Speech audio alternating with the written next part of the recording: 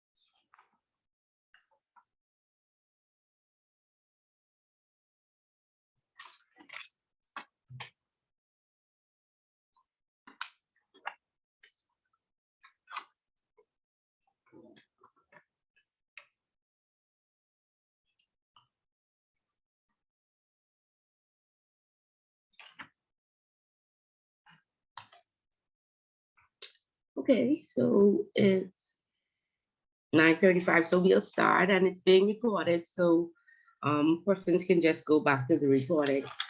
Okay, so I trust we are all having a productive week and some of us had the opportunity to read chapter 5. If there are any questions from chapter 4, we can discuss those now, or you can feel free as we go through. If something pops up, just let me know. Okay, but in chapter 4, we talked about ethics and culture and values and principles. We talked about the employee handbook. Everybody should be familiar with their employee handbook.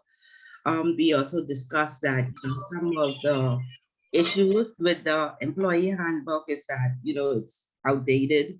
Sometimes it does not have relevant information. It's not, current information. And can somebody mute their mic? Sorry. No. Yeah. Sometimes, it's a thick book that we simply do not read. Most firms issue a code of ethics statement through the employee handbook. There's also training with a code of conduct. I know whilst I was at Royal, each year we sign off on the code of conduct. But again,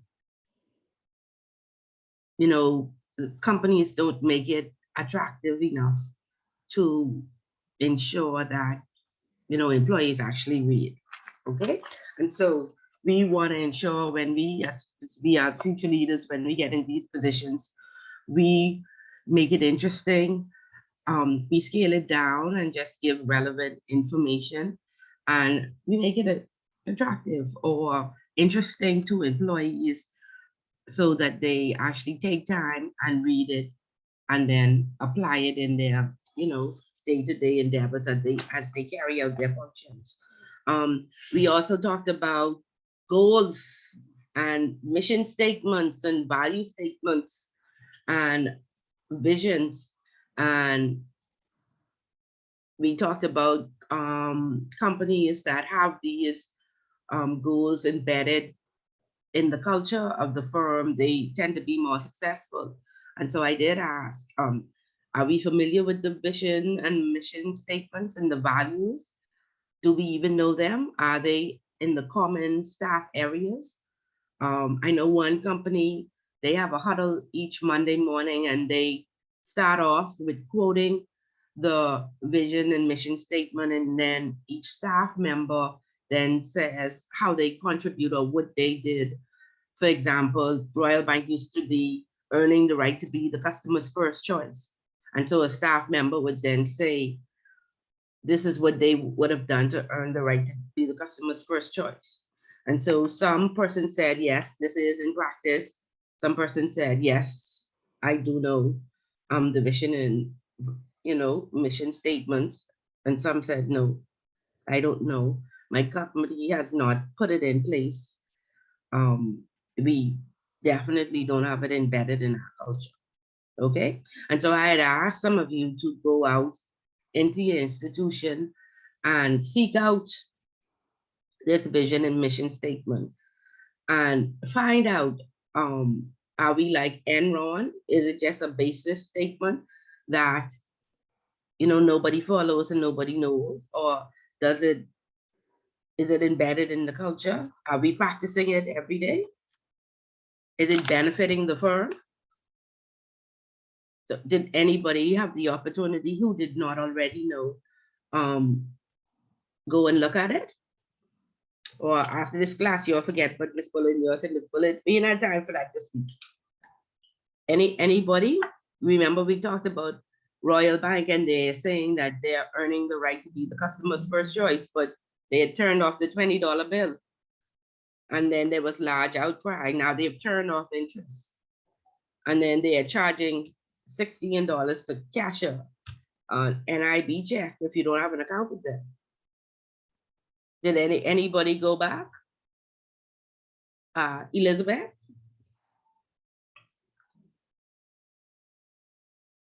Are you there? Omar? Simone? Did any? Hi. Are we familiar? Yeah, I had a chance to look at our vision statement and mission statement at my institution, and to be honest, we about 50% of the way in terms of meeting our vision. And I meant to go back and sit with the move to complete the other 50% or change the vision in total, all the way. And something that we can all agree to and buy into, and that we can achieve. Okay, well, that's good. That there is at least awareness, that some changes need to be made, and I hope that the changes are supported. I read an article years ago where companies that include their staff, where they're not only earning the right to be the client's first choice, but they're training their staff and they're ensuring that their staff are comfortable, or some words in terms of it being inclusive with the staff. Those types of companies are more successful. So if you don't already have a clause, I will encourage you to include something about the staff, as we know, the staff is the most valuable asset to the company. And so therefore, I wish you well in the changes. And again, you want to use examples, you want to use Enron, and you want to say, listen, part of their failure was because they wrote these statements, nobody knew them, and they definitely didn't act them out each day. Okay, so good luck with your changes and the training and ensuring that it's disseminated throughout the entire institution, so everybody has one common goal that they're working towards. Okay, so very good. Simone?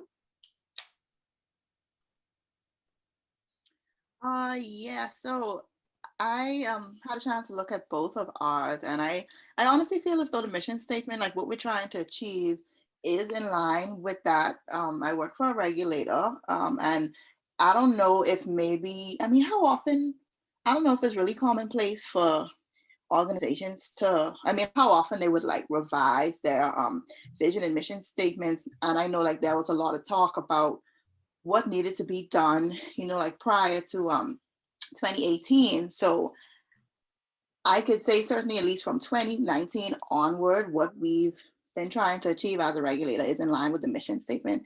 The vision statement, when I first looked at it, I was thinking that it maybe wasn't like aspirational enough, because you know the vision should be what you're aspiring to do as an organization. But one of the keywords that's highlighted is robust, because it talks about you know, having a risk-based supervisory regime.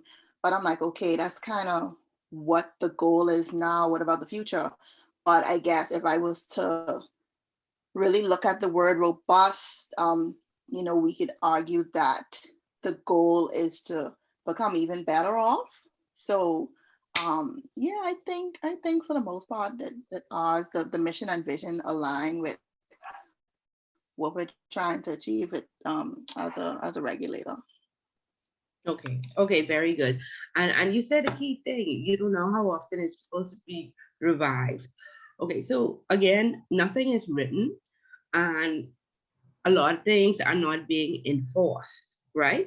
And remember now, we, just like other parts of the world, we are very reactive. We are not proactive. So something literally has to happen, you know, for us to put a review process in place. But of course, in our risk-based approach assessment or on corporate governance, of course, the vision and mission should have a review date, you know, and does not necessarily mean we need to change it.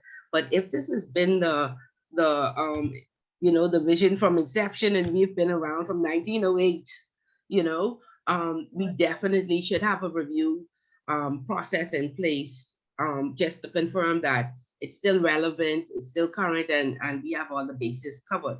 And like I said, especially about 90% of the institutions do not include the staff or have a statement about the staff in their vision or mission statement. And so therefore they definitely need to be updated to include that.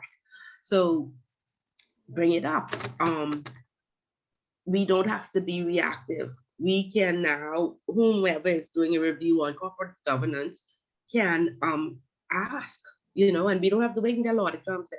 We could set that review date and say that we looked at it, we tested it, we made sure that it was disseminated throughout the entire organization, and we have proof that it's happening. Because there are no laws in place as yet, in terms of ethics and culture.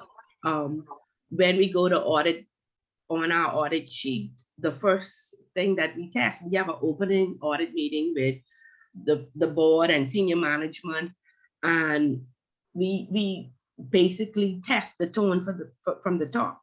And a part of testing the tone from the top is checking to see if, you know, they are aware of the vision and mission statements, do they have any proof? So it needs to be more checked and enforced, and I guess written into policy and procedure and law, and then we take these things more seriously.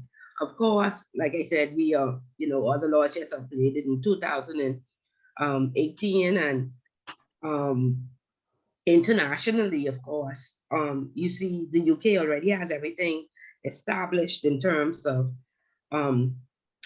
ethical guidelines, in terms of remuneration and CSR, and all of these are already written into law. So it's just a matter of time before internationally, we get some pressure to ensure that they are also updated in our guidelines. So that's where we're at. But what I'm saying is we have this knowledge now. We have loads of examples of how a remuneration law should look and what should be in it. We have loads of examples about CSR and putting it into policy. We have loads of examples of how to put ethics and culture and how to put them into policy. So let's not be, like I said, reactive. Let's be proactive, put it into policy. And from the regulatory standpoint, Simone, we need to, when we go and do our inspections, when we are auditing, like there are a list of functions that need to be checked. We can't check all functions, but we need to start checking on corporate governance. There was a comment that was made that definitely in all the companies that failed, there was a downfall, and there are 6 steps to proper, or good or effective, 6 key steps to effective corporate governance. And in 100% of the cases where companies failed, there was a breakdown in one of the steps, right? And we'll talk more about the steps when we get to chapter 6. But the steps was the right information. Let me just call it off properly. Right information, the right people, the right time, the right decision, the right action, and the right outcome. And so it was found that in all companies that failed, there was a breakdown in one of these key steps into effective corporate governance. So again, like I said, if nobody is checking or enforcing, we always overworked and underpaid. There's always something more important. We speak about being ethical, and we speak about our social responsibility. We speak about remuneration, but nobody's checking it. So we gotta fix all the stuff that are being checked. So if we see some enforcement from the regulator, if we see the regulator insisting that, hey, we want to check these things and they are just as important, then and there are consequences if if these things are not implemented properly. If we be proactive, then we'll see a change. But as long as nobody's watching and nobody's checking, we really don't have time to focus on that. Correct? That's what happens in most institutions. Okay, but recently after 2018, the central bank has put out a board engagement policy where they should have a code of ethics, and they have time frames in which persons can sit on the board and what have you. And so hopefully as that becomes more popular and it's implemented in organizations, then we will see a change. I think the regulator at the central bank said they will even do a pop-up to one of the board meetings annually, and just to make sure that they are following the code of ethics.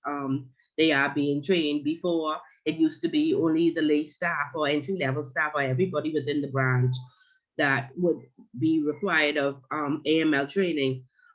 With this board engagement policy, the board is also required to have annual training as well.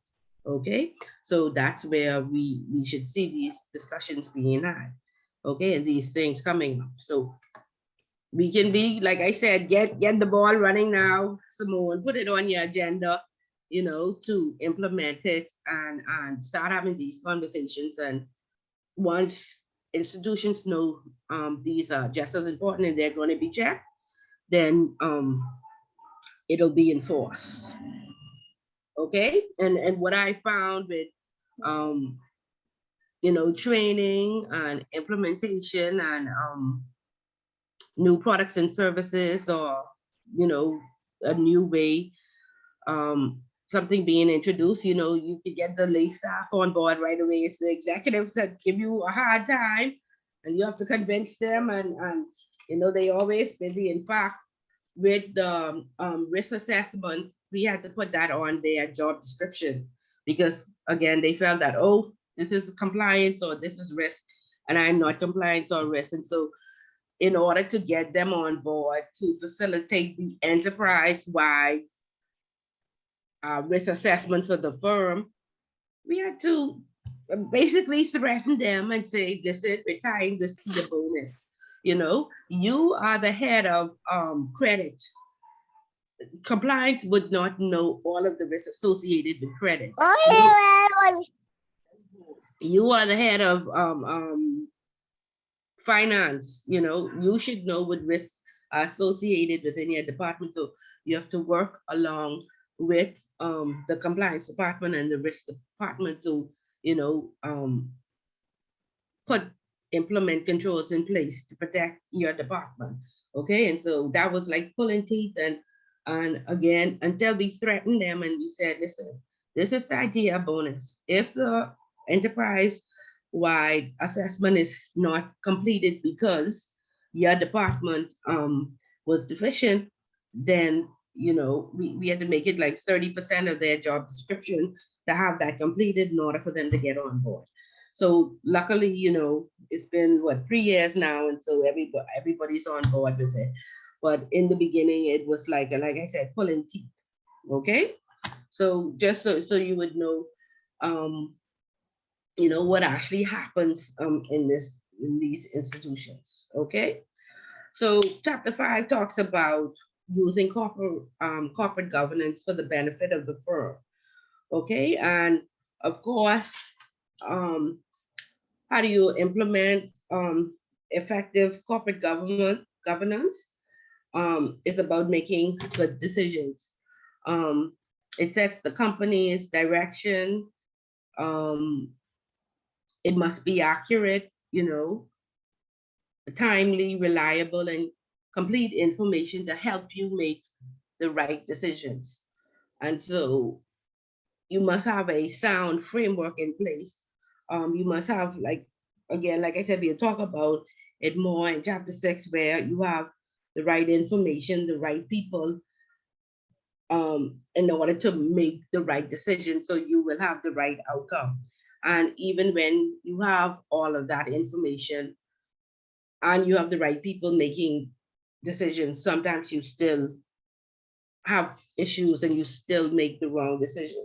Okay, so it's good to have everything documented. You must have policy, and you must be able to follow that policy.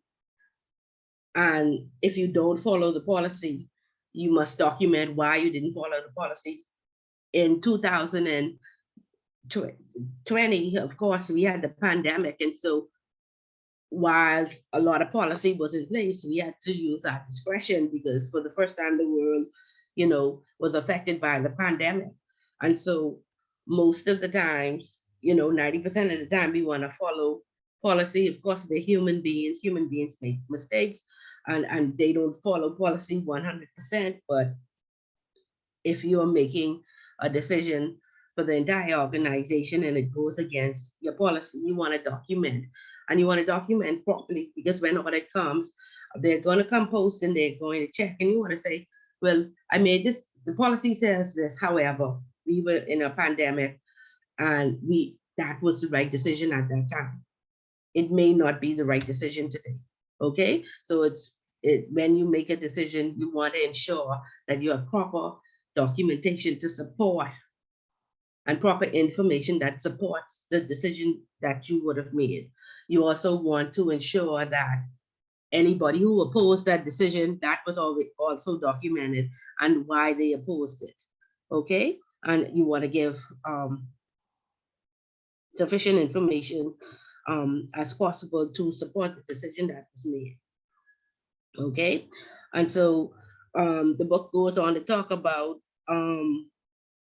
you wanted to ensure that you implement it, strategy at all levels. You want to ensure that it's sustainable. You don't want it to fluctuate every 2 or 3 years.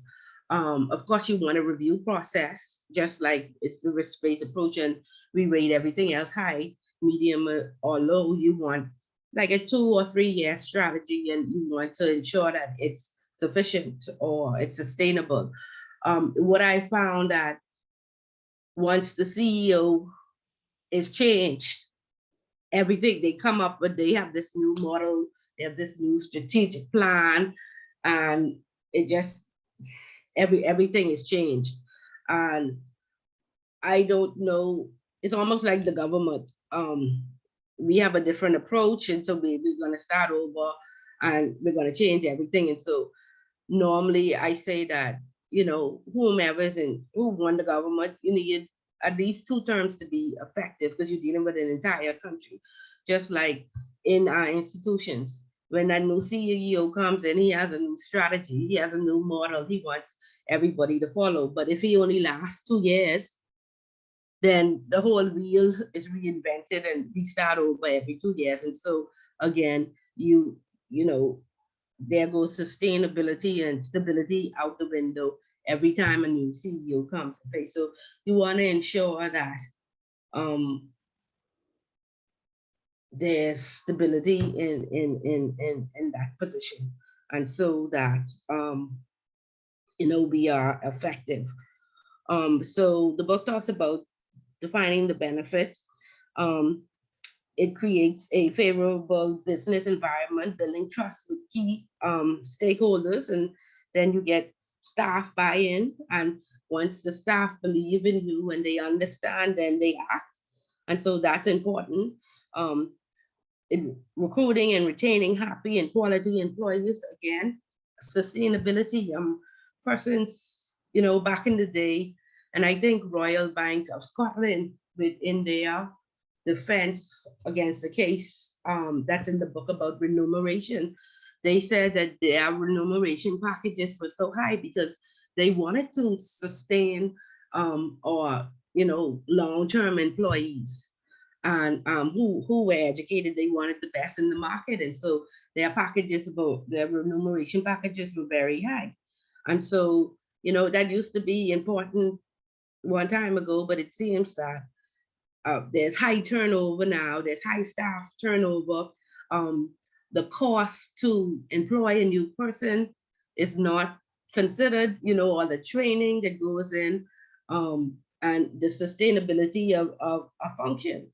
And so we have to look back at that, and we have to ensure that, this high turnover, when we hire somebody and we train them, we're in it for the long haul, at least 5 to 10 years.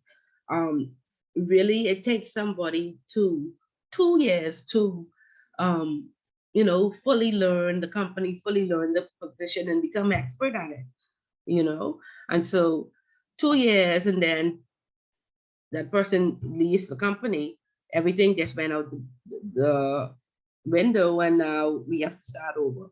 So we want to focus on retaining happy and highly qualified employees. We want to encourage them to stay current and pay attention to industry updates and changes. You want to improve existing skills. Again, there's a development plan. I know as I was at Royal, there was a development plan, and we had to attend a seminar or a course or some type of upgrading skills. We want to change the public perception of the business. Again, Royal Bank has a very strong brand, or was around from 1908, and now it's slowly going downhill. Again, earning the right to be the customer's first choice, and then making these decisions that are not in line with the customer needs. And so therefore, they reintroduced a $20 bill to ensure that, customers are, happy. I mean, there's still displeased, and they still had a bank run, and a lot of persons just close out their account. However, they are trying to, change the perception of a bank that's exiting the Caribbean. Okay, so um, again, another benefit is using the community work as a basis for PR activity. So, and I want to talk about this. I also teach customer service and marketing, and we go out into the financial services sector and we do a survey based on customer service and CSR and social responsibility and what have you. And throughout the financial sector, we are into groups. One person would check the credit unions, one group would do the banks, one does the insurance companies, and one does the gaming houses. And for the last 6 years, through the survey from the students, the gaming houses have always come out on top when it comes to corporate social responsibility and community work. Okay, and again, we talk about, like I said, Royal Bank has been around from 1908, 100 plus years. Scotiabank is, I think, 60 something years old. Okay, and Island Lock, 215, what is 6 years, has been around for the last 6 years. Has far, you know, outdone the banks in donations and community outreach and community programs. And so they have a strong brand within the community just because of the work that they do within the community. Okay.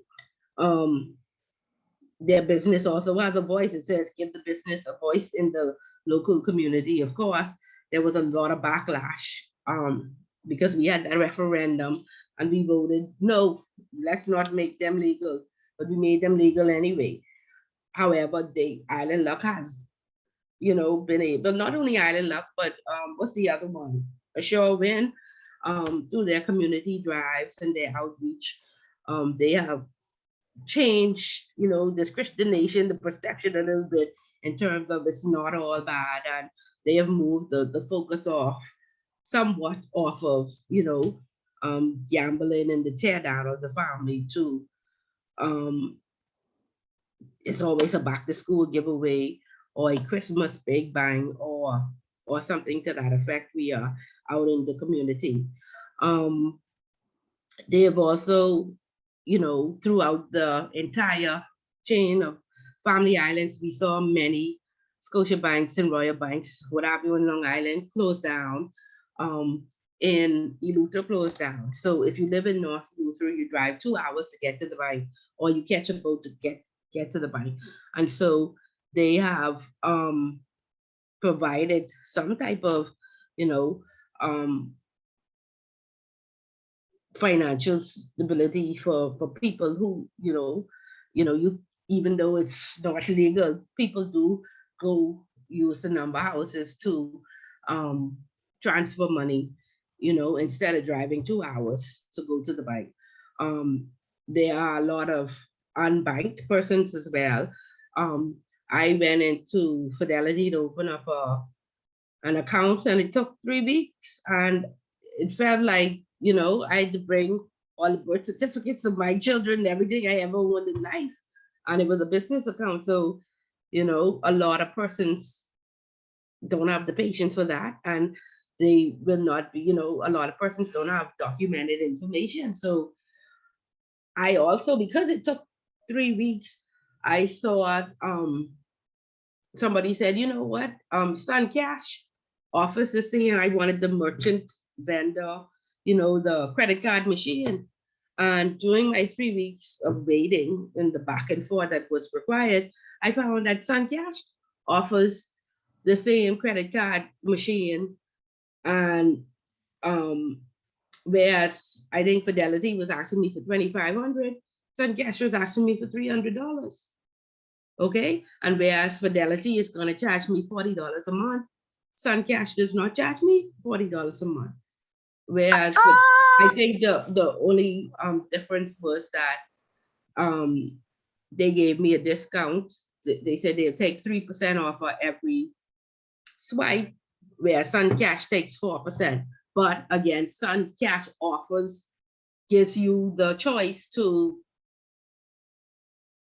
charge that to the person. So you can tell the person, listen, if you want to use your card, it's going to cost you the extra $2 or $3, and they can agree or not agree. Whereas with Fidelity, you know, that extra charge goes on to the owner of the machine or to the business. Okay, and so I just want to chime in there. It's actually illegal to transfer the cost of the transaction to the client. so If- who it's also illegal to tell clients it have to be $20 or more. Is it being enforced? It is. And so that is something that needs to be streamlined here locally. But you cannot tell the client if they use their card, they have to pay the 3% additional. That is your cost. That is actually the commission that is being paid to the merchant services company in order for you to have a machine. So that is your cost, not the client's cost.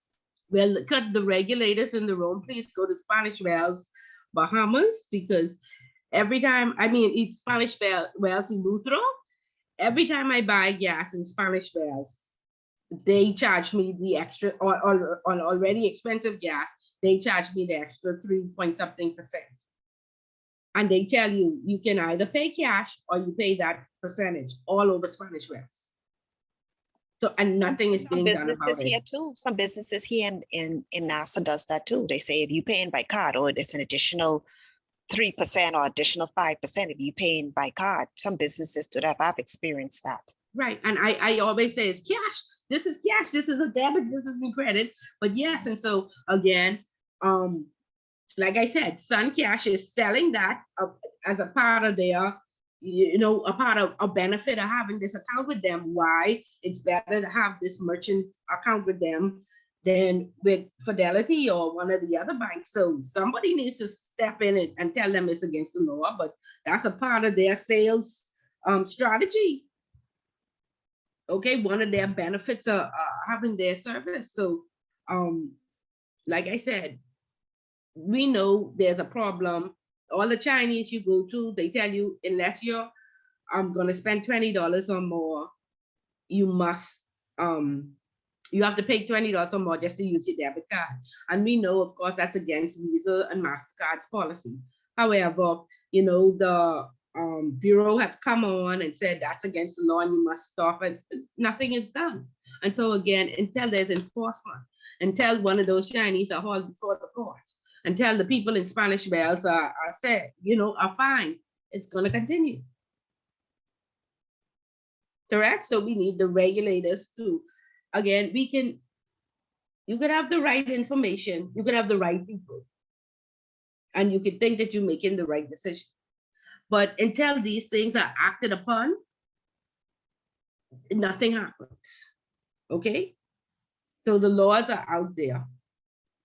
But if they're not being enforced and there are no inspectors and persons aren't checking, and there's no consequence, then it simply is not done. Okay? And so again, with this corporate governance strategy and this plan, we want to check it. We want to make sure it's not just, we have to have the strategy in place. It don't really have to make sense because nobody will read it. In fact, another thing is, let's make it 100 pages to make sure that nobody reads it. Because I saw some people who got a banking license who just made it a very, very thick book. Okay, and later on they failed. And when you look back at this big thick book that they wrote, you saw that it was utter foolishness and garbage, their strategic plan. But they just made it, the biggest problem we have is reading. Okay, So again, there are a lot of unbanked persons, and so you have the Money Max and the Omni and the Sun Cash, making it easier for persons to do banking and transfer some money. Okay, and so the book talks about capturing new markets through developing niche markets to identifiable markets segments such as the poor, financially excluded, or less able people. Okay, so those types of companies, assist, whether it's against the law or not, it helps those types of persons. Okay, and let's just look at it, back to island law, how this is truly a benefit, giving the business a voice in the local community. Let me see. Just recently, this is how this story started. I am trying. Can you see my screen? Yes, Okay. So I am trying to start with the first story. Let me see, how do I can't even get under. Let's see. Okay. So this is the first story, and this is how, when you have a voice in the community, how it can really help you. Okay. This story started off by saying the co-founder was a fugitive. Do we remember this story? Anybody? Y'all still there? Y'all can hear me? Yes. Okay. So it started off with saying that Adrian Fox is a fugitive. Do we remember this story a few months ago, that he was a fugitive and he was wanted in the US for human trafficking, and the person who was along with him had been given 10 years. Are we familiar with the story? Yes, I'm familiar now. Okay, right. So the person along with him had been given 10 years. However, the US courts had said that, by now the Bahamas should have extradited him, and he is a fugitive. That's this story. So now it turns around from him being a fugitive to getting references from the Prime Minister. Okay? Not only from the Prime Minister, it said references from Mr. Fox were also supported by cabinet ministers such as Jomo Campbell, Alfred Sayers, Leslie Miller Price, on him being a philanthropist and all his good works that he had done in the community. Okay, and then of course, the government had just changed, so there was a lot of backlash on, how does this look that the new incoming prime minister is writing this letter in terms of support to Mr. Fox, and he is supposed to be, spearheading, this fight against money laundering, terrorist financing, and of course we know human trafficking is one of the 21 crimes under money laundering. So then it went from there to, I think, where is it? He got acquitted or he got time served. And again, because of the, what is it? His philanthropist or his philanthropy, because he did good work in the community, and yeah, $5,000 or time served after this case had loomed for 10 years. Okay, so we can see how, and human trafficking again, like I said, we are being internationally watched. Our laws have changed in 2018. We are supposed to be in this fight. Our money laundering is a predicate crime. However, because of his influence, and nowhere it says that he did not commit the crime. In fact, the person, like I said, who was along with him in this case has spent 10 years in jail. Okay? And so, again, nothing to do with whether you're innocent or guilty, simply because You have a business voice in the local community, and then you have support simply because your network is strong. Okay. And not only did the prime minister, you know, I guess did not worry, and he came back and said that he would do it again. Okay, so I don't know, how do we measure a man? By what he does right or what he does wrong? Dimitri, what are your comments? I'm sorry, comments on the ruling?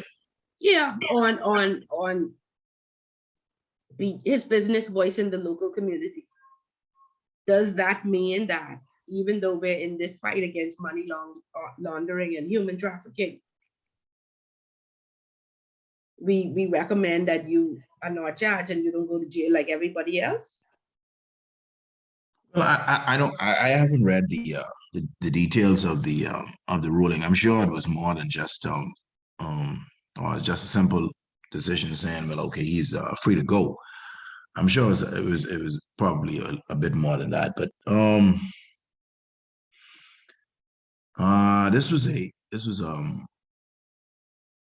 this wasn't just a local jurisdictional decision. This was a matter in in the United States of America. So that jurisdiction would have had a broader view of the matter. I'm sure it wasn't just simply based on persons standing up and speaking for him. I'm sure they weighed the matter.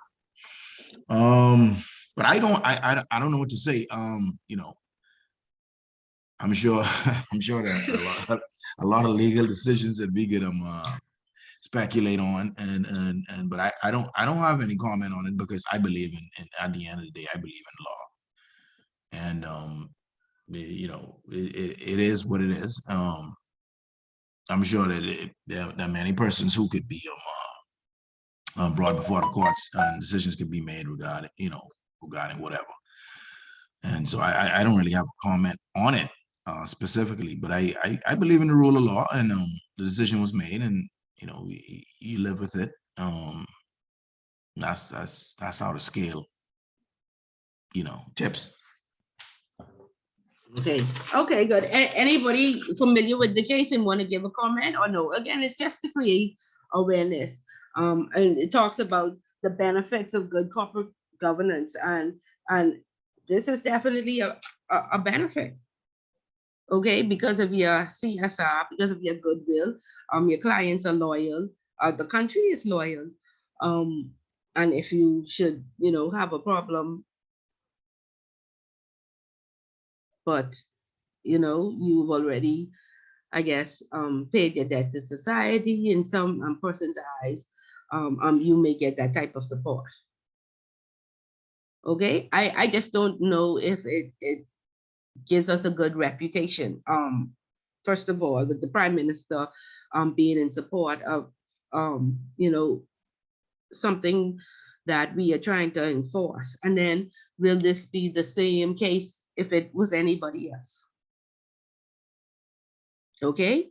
And so does it, if you do commit one of these crimes, but you go out into the community and you do some good CSR, you have a good corporate, your company has good social responsibility, then you get support. Then that means you don't have to go to jail. Okay, so read up on the case, just for awareness as to what happens, because a lot of times we as compliance officers, we take these things to heart. We don't understand how these decisions are being made. We are appalled by some of the decisions that are being made. Again, awareness, okay? The benefit of what you do in the local community can assist you later on in life, okay? Then they go on to talk about statutory requirements, and we would have learned from intro for persons who would have been in intro, the statutory requirements. Does any of us, do we remember them, the 5 statutory requirements? Okay, because they are truly enforced. It's identification. You cannot go anywhere in the Bahamas and open an account and not be identified. It took a while, and I think one point, you know, the number houses were saying, we are going to block your account until you won't be able to spend, until you bring in your passport or national insurance and what have you. And definitely, if you wanted to open a new account, you cannot walk anywhere in the financial services sector and open that account without being identified. So, of course, that is strongly enforced. Record keeping, again, each regulator has their years that information needs to be kept. And if you have dual regulation, like a bank that's regulated by the central bank as well as the Securities Commission, because they have a securities arm, the central bank says we need to keep those records for 5 years. Securities Commission says 7, and so therefore you keep them for 10 because you would put in, you know, human error, the risk of being misplaced or what have you. And so most institutions have that record keeping policy in place. And then, of course, monitoring. We are now, most companies have implemented that risk-based approach where when you open an account, you would have established the profile, and we are now monitoring to ensure that you stay within that profile. So of course, we remember our good Edison Sumner, who opened the account for investment purposes, but his business partner went out and bought a BMW and traveled, and, you know, with that money, and it was supposed to be for investments. So, supposedly into cryptocurrency or somewhere into some shares or stock or what have you. However, you know, they went outside of the purpose of the account. So who is the gatekeeper? That account, let's say, was at the Scotiabank. And so therefore, Scotiabank, that account officer should have been monitoring that account and should have ensured that I can do the front page with nobody would have, you know, bought personal goods with person's money that's supposed to be invested. Okay, and then you want to monitor to ensure that if you open that account and you say you make $5,000 a month, with the Michelle Reckley case, she ended up having $1.3 million in, I think, between CIBC and the Teachers Credit Union. And so if you only make $2,000 or $3,000 a month, how is it that we allowed 1.3 million to come in? And so, of course, you want to monitor to ensure that, hey, Ms. Reckley can afford to make these types of deposits. And if she can't, then we should be blocking this account, or we should be asking for a source of funds. Okay. And then, of course, you cannot get a license without having an MLRO on staff. And so we know that that's a regulated function, and there's a fit and proper test that you go through to ensure that you are fit and proper for that position. And so that's heavily enforced. And then there's training. And so each year, the FIU around, by the end of the month, you should see an ad in the paper where the FIU says that if all of your staff have not been trained, you could be fined up to $10,000 per day per staff. Okay, and so training is heavily enforced. And I remember when it first came out in my day, you know, we used to have to run people down and you know, coerce them, and they simply did not, you know, take this training seriously. I think for the most part, most firms and persons are taking it seriously now and attending the training, and the training has evolved. Again, the central bank and the Securities Commission, they now have these analytics department, and before they used to just say, please confirm how many staff you have. Can you confirm all the training? So we had 33 staff and we just said yes. Today, they're saying, please confirm all your staff have been trained. Please send a source document of their signatures. Please send us the tests that you gave them, and please send us the results. Okay, so that's being completely, like I said, monitored and checked. You know, it's no longer, yes, we've done it, but send us a copy of the training deck and send us acknowledgements of signatures.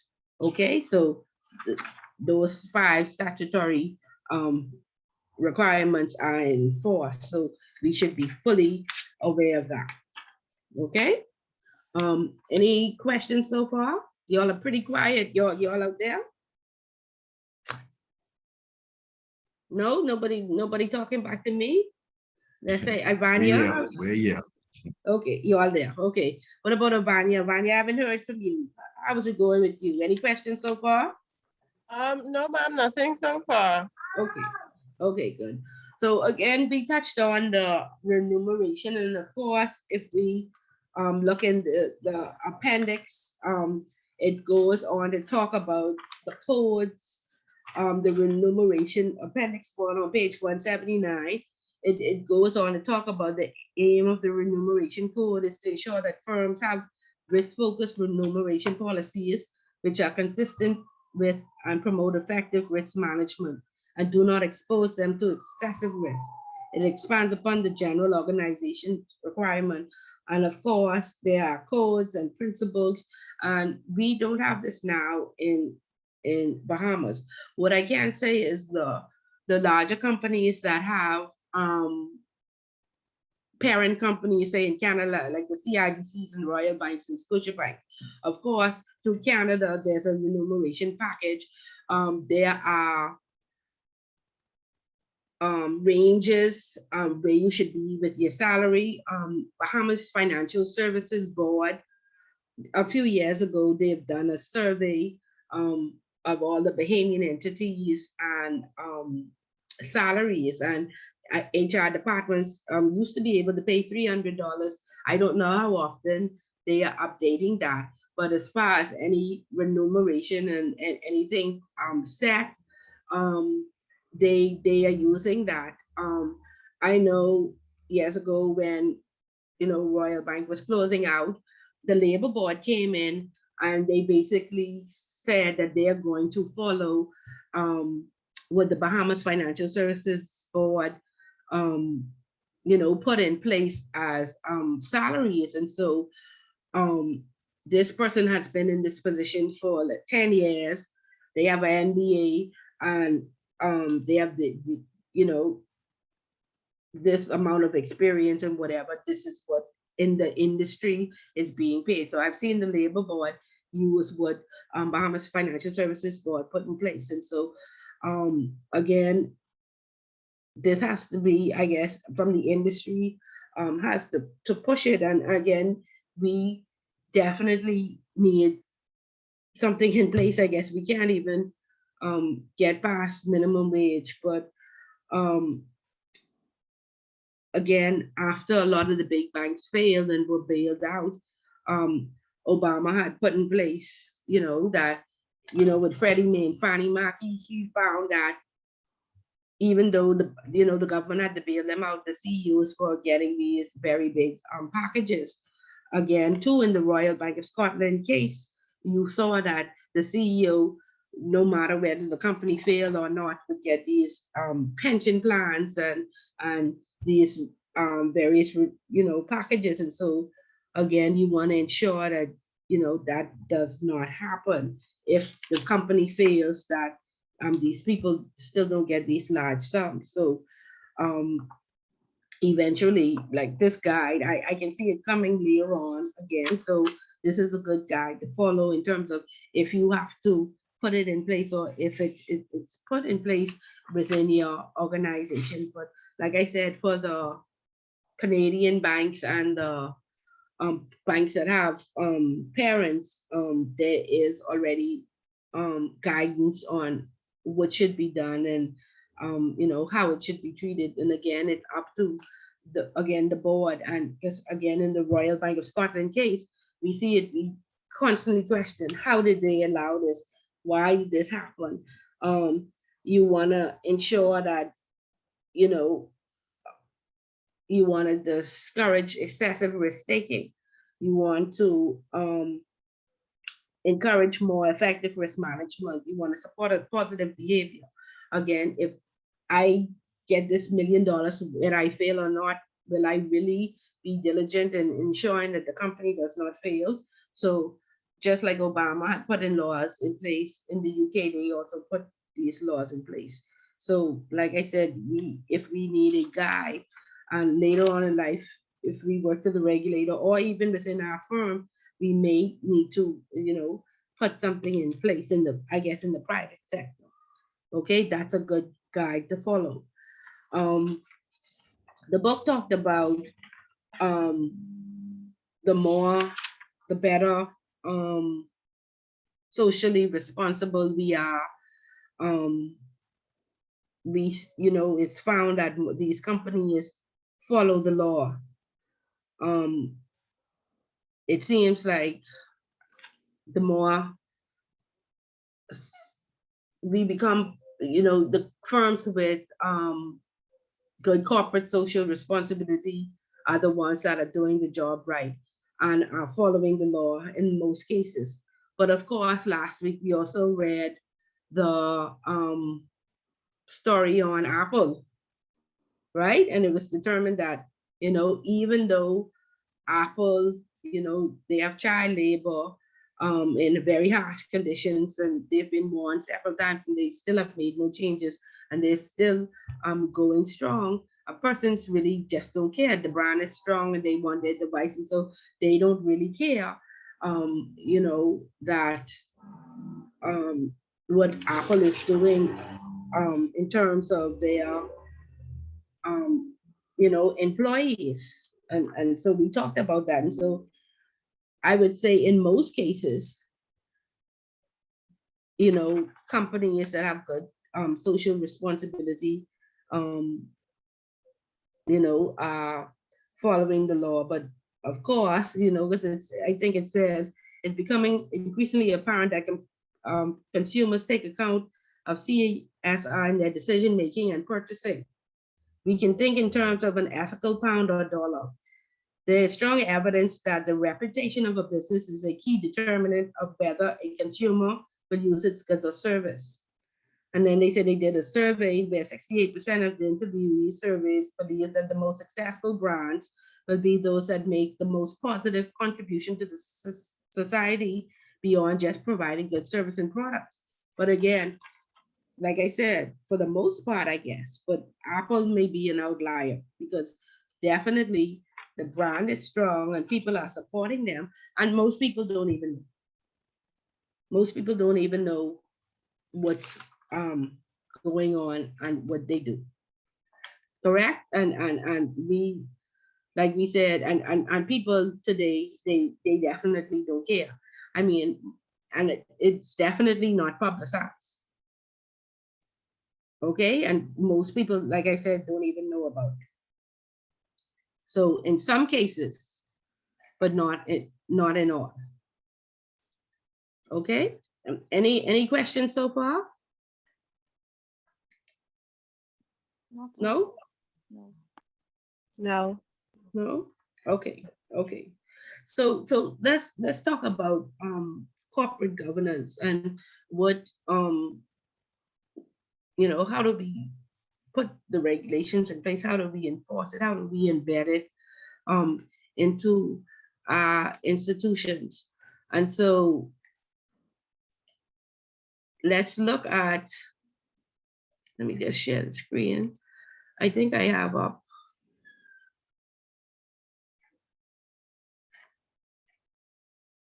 I had up, okay. I can't work the screen. When I share it, I can't get to the stuff. I mostly have to minimize it. But I'm just looking at the policies and the procedures, so we are all on the same track. Where are my policies and procedures? 1 second. I'm pulling them up right now. So the central bank has, okay, they're not there. The central bank has a, here it is. Okay, there we go. Let me share it now. Okay. Okay, so these are the guidelines that we follow in terms of corporate governance in the Bahamas. And again, you can see that it was issued 2001 and that's amended and 2013. Along with these guys, in 2013 is pretty old. So I guess this should be on the list to being updated with the central bank. Along with this, there is the board engagement policy. And again, this was just updated in 2018. So this is pretty current. In fact, this is the first time I've seen, I know there were one-liners or so about board engagement, but this outlines what, what the board should do.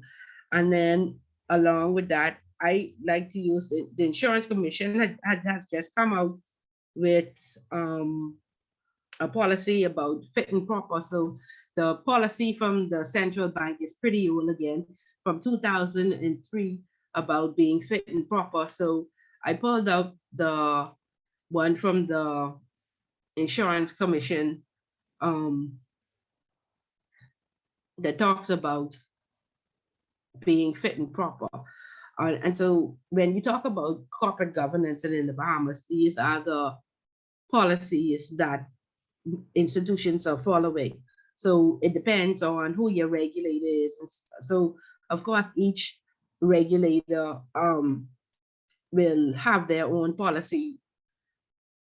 But what I found is, of course, if they don't, most persons, or institutions just leverage off of the regulator that actually has it in place.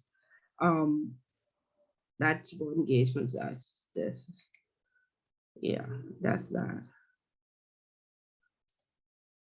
Right. So those three, you want to ensure that you familiarize yourself with it. The corporate governance policy by the central bank, the board engagement policy, and then fit and proper guidelines. Okay, and like I said, I had a copy of the insurance commission's fit and proper guidelines because they had just updated it. Here it is. They had just updated it in June of 2021. So that would have, more current information. And of course, it's similar throughout, the regulators. You won't find much differences in it. So I had pulled that up. And again, just again, to create awareness. So whomever, like I said, you can check your regulator, but if your regulator doesn't have a current version, you can use your regulator's own and then leverage off of the current version, like from the insurance commission. And of course, you see, which wasn't in the past, they updated to include moral standing and what should happen and how it's going to be checked. And again, it says the guideline outlines the commission's criteria for assessing general fitness and propriety for key persons performing controlled functions. The guidelines do not limit the functions and powers that the commission may exercise in requesting information to satisfy its assessment of general fitness and propriety. So what happens is that there are three senior positions: senior official 1, senior official 2, and then the MLRO. It says that these guidelines should be read in conjunction with the following guidelines: guidance for license applications. And again, this is under the insurance sector for agents and brokers and for salespersons. However, when you are registering persons, certain persons, like I said, need approval. And so along with your senior official 1, senior official 2, and the MLRO, the chairman and the deputy chairman of the board needs to be fit and proper. Your responsible officer, who would fall under the MLRO, and then the senior management roles such as president, managing director, chief executive officer, the controller, all the directors and everybody on your board needs to be vetted. And so I just want you to look at the requirements. It goes on to talk about what is moral standing. They are considering the applicant's honesty, integrity, and reputation. And then to the bottom, they talk about professionalism, and then it goes down to talk about what is required. And so, again, if you are the MLRO, not the compliance officer now, only one person has to be approved, and that's the MLRO in the compliance department. And so this is what is required. And again, what I'm saying is, whilst the policy may not be in place because it's old and outdated, like central banks, fitness and proprieties, their guideline is from 2003, you would find that they are still going to ask you for updated information. So they are now asking, before it used to just be your resume, but they say a bio affidavit, a resume or a CV, character reference, the statement of net worth. So prior to that, they just wanted a statement from your bank. Now they're asking for a statement of net worth, police record, financial reference, or they still want the financial reference, even though they want the statement of net worth. And then additional proof of qualifications pertaining to the education and experience. And that is pretty new as well, because like I said before, they asked for the CV, but they never asked for the proof, like I want a copy of your college degree or any other certificates that you may have. Now they are asking for all of that, depending on which position you hold.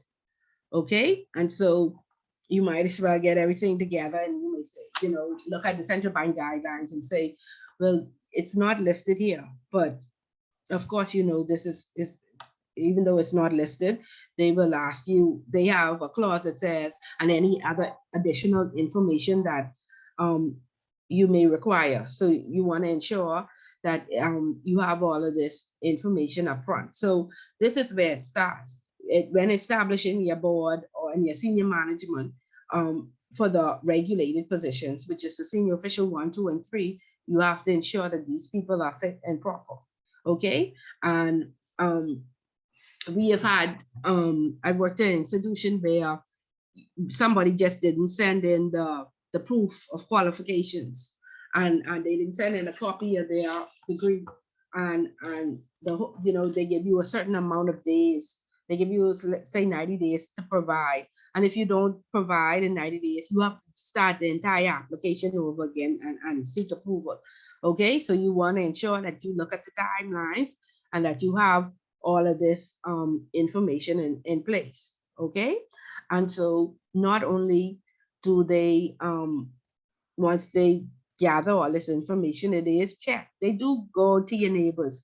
They do go out and have a talk and ask, what type of neighbor are you? Has the police ever been to arrest you?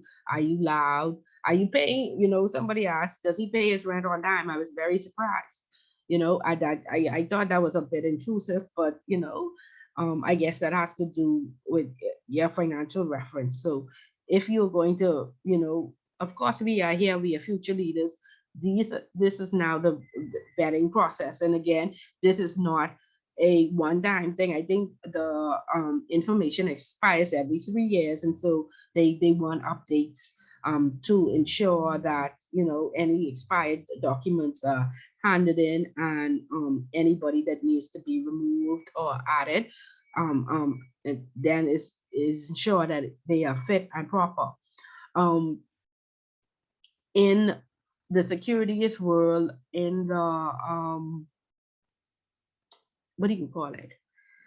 The persons who are dealing with fund management, what I've seen now is that there's a registration process with the Securities Commission for, again, directors of companies and persons who are going to be fund managers. Now there's a registration process. And again, the fund administrator has to now ensure that the people who are acting as fund managers and fund administrators are fit and proper. And so what I've seen when I audited the company was that they were just sending stuff to the Securities Commission, and the Securities Commission, it was like a very tedious process back and forth saying, this person didn't send their CV, this person didn't send their character reference, this person didn't do the statement of network or what have you. And so what we had recommended for that fund administrator's office is that, listen, you now have to do the fit and proper test before you send on, to avoid the back and forth with the regulator. There, by now, because you've had so many returns of what is required. Okay, and so we want you now to be the vetter of this information before it goes out to the regulator. And then there's constant back and forth on whether these persons are now registered and they are fit and proper to sit on these boards. And we pulled the file and we looked at it and we saw the resume. This person wanted to be a fund manager. However, he was a farmer, right? And he only had a high school diploma. And so we said, how are you qualified to be, there's a minimum standard. How are you fit for this position? What are your qualifications? And so, when I pointed that out to the group, I said, of course, look, and then if you look at the resume, it looked like it was done by a third grader, and in one resume it was even written in pencil, and so I'm just saying this to say it depends on what organization you are part of. In fact, you are the liaison person for the regulator. And so before it goes out to them, you should be checking and ensuring that the forms are completed properly, no information is missing, and that's what I saw as well. There are, say, 25 questions. Some are filled out, some are not filled out. I mean, and persons would just send this on to the regulator. So that process needs to be controlled. So again, you will be the vetter to ensure that before this goes out to the regulator, everything that is required is documented and filled out properly. Okay, and then along with this, for the central bank, there's also a confidentiality statement, okay, that needs to be filled out. And I've seen a lot of directors, in that confidentiality statement, it talks about conflicts of interest. What boards are the boards you sit on? And I've seen a lot of board members just leave that blank. Okay, you want to ensure that all questions are answered, yes or no, because again, when it goes to the regulator, they're going to send it right back. And like I said, you may have like 30 or 90 days to send all of this information in for your directors and CEOs to be registered, okay, for your board to be established and approved. Okay, and we have had some persons come back and we have had somebody who was previously a minister of finance rejected. And they said, we said, this person used to be the minister of finance for the Bahamas. And the regulator said, we know he is not approved. So you cannot think that just because of positions that were prior, held, that this person would be qualified to sit on the board. So we were very surprised about that. Okay. So familiarize yourself, because like I said, you are the liaison person. I don't know why I went all the way to the fund administration, but yeah, as a compliance officer, before this will be channeled through you. And so of course, before you just close the package up and say, oh, this, you want to check it and make sure the references are within 3 years, the statement of network makes sense, all the IDs are valid, the police record is within 6 months, and the names match. Okay, and then again, like I said, when we took a closer look at that resume, it looked like it was done in 3rd grade. Okay, so, and then the statement of network, and again, some of us may not have seen it before, and so we want to familiarize ourselves with what should be on it and how it should look. Okay, and then of course we know each year, when there is a general election, the statement of network is there, right? And do we recall the year when Rodney Munker put his plum tree, his banana tree, his mango tree? We remember that? You all there? I remember. Okay. Radio. Okay. It was I want you all, unforgettable. yeah, I want you all to be, no, I just, again, awareness and to be not shocked when you get something like that. Okay. But he was approved, right? He was approved. Would he be approved today, do you think? It's because of who he is, but like I said, I've seen most recently a prior Minister of Finance rejected. Okay, would Rodney Munker now be approved today with his plum tree and his banana tree? They are his assets, correct? They are, but what's the monetary value? Like how is he going to justify the monetary value? Is it based on the standards at a landscaping company if they were to sell the tree at that maturity size? I mean, I guess it may have to be appraised, right? Okay, but Yeah. again, I just want you to, because some of us will work in government sectors. I just want you to have awareness that, hey, these are extreme and they're not common, but they could pop up on a statement of worth. Do you automatically reject this person? Or do you have to think outside the box and say, give us a justifiable value for these items? We definitely have to think. I mean, the role itself tells you that you have to think outside the box because you can't just be doing a whole tick box process. What is standard for me may not be what is standard for someone else. The way they value their wealth may not be on par with how I value mine. Correct. And Mhm. that does not mean that they are not qualified to hold that position. Because he did make it all the way to the Senate, right? Indeed, and got a government car. Oh, okay. So therefore, and he may make it back.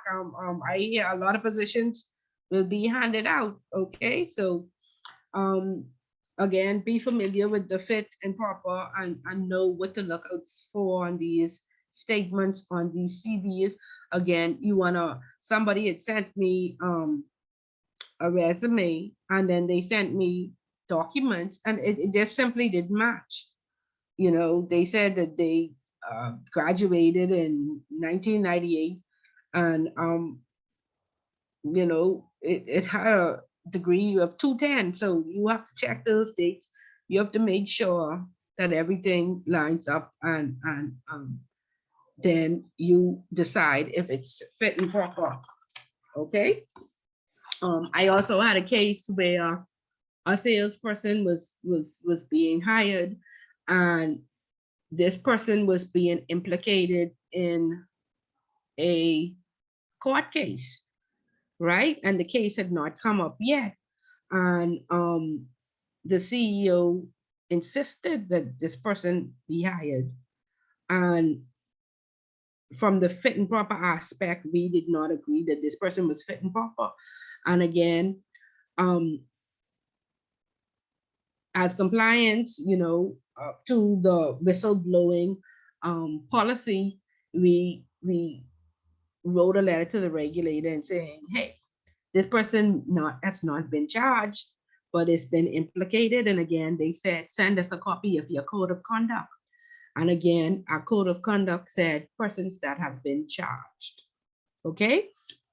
And so the central bank then wrote back and said, your policy states that the person who has been charged, whilst this person is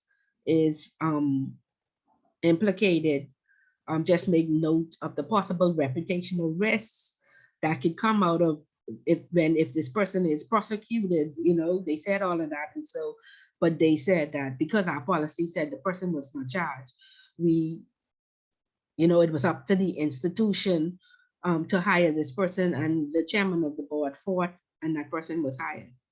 Okay, so yeah, it could possibly happen, but again, you are just there to advise the business, and if they, you have to look at what your guideline says in terms of staff members and customers. If it says charged versus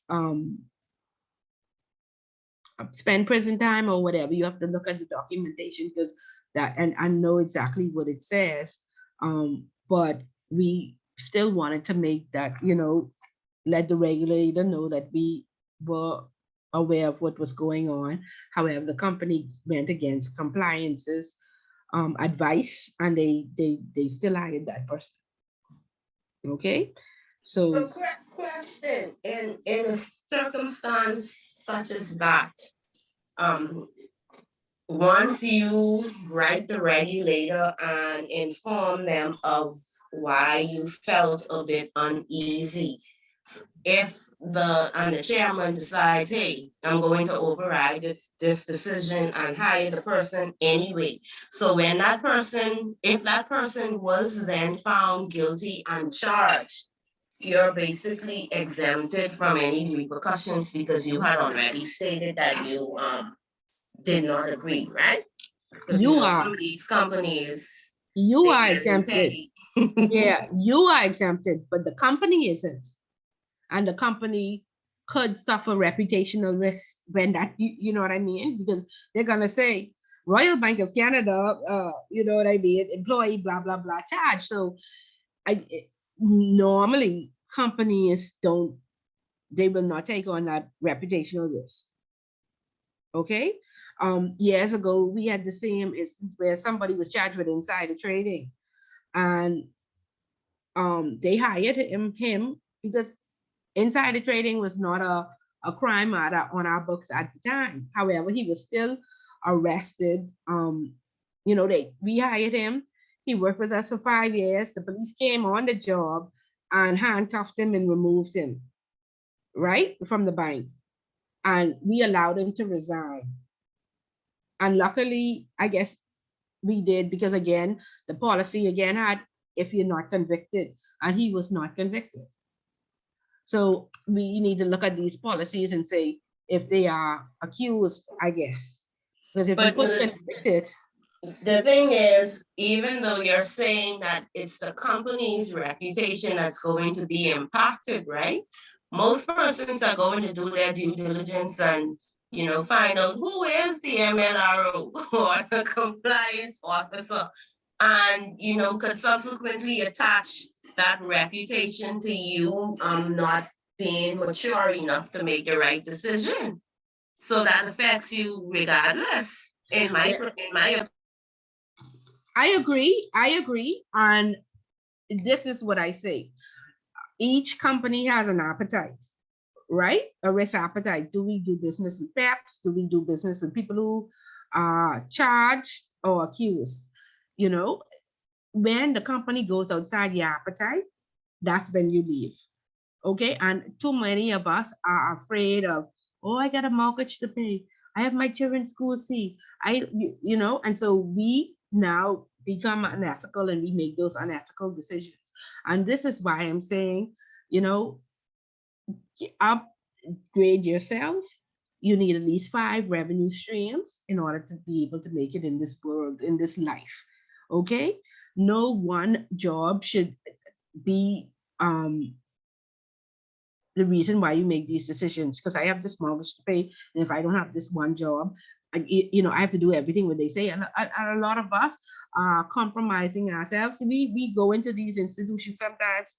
We have foundation. If our parents knew some of the decisions that we are making on a daily basis, they would put us over their lap, right? But we have not prepared ourselves. And so these institutions are now holding us hostage, okay? Because we need that money. because we are afraid to start over. And so when they start to make decisions outside of our appetite, we turn a blind eye. We know what's going on. And you know, every day we sit there and they either get caught or they don't. And they get caught based on who they are in society, who they network with, and how much money they have. Okay? And persons have seen chairmans and be removed, and people go to jail, and companies be fined, and they are still there. Okay? So upgrade yourself. Make sure you make some investments. Be like the Chinese. The Chinese lives on 20% and they save 80%. One week, save 80% and try out of, you know, if you get paid 4 weeks, 1 week, save 80% and invest that.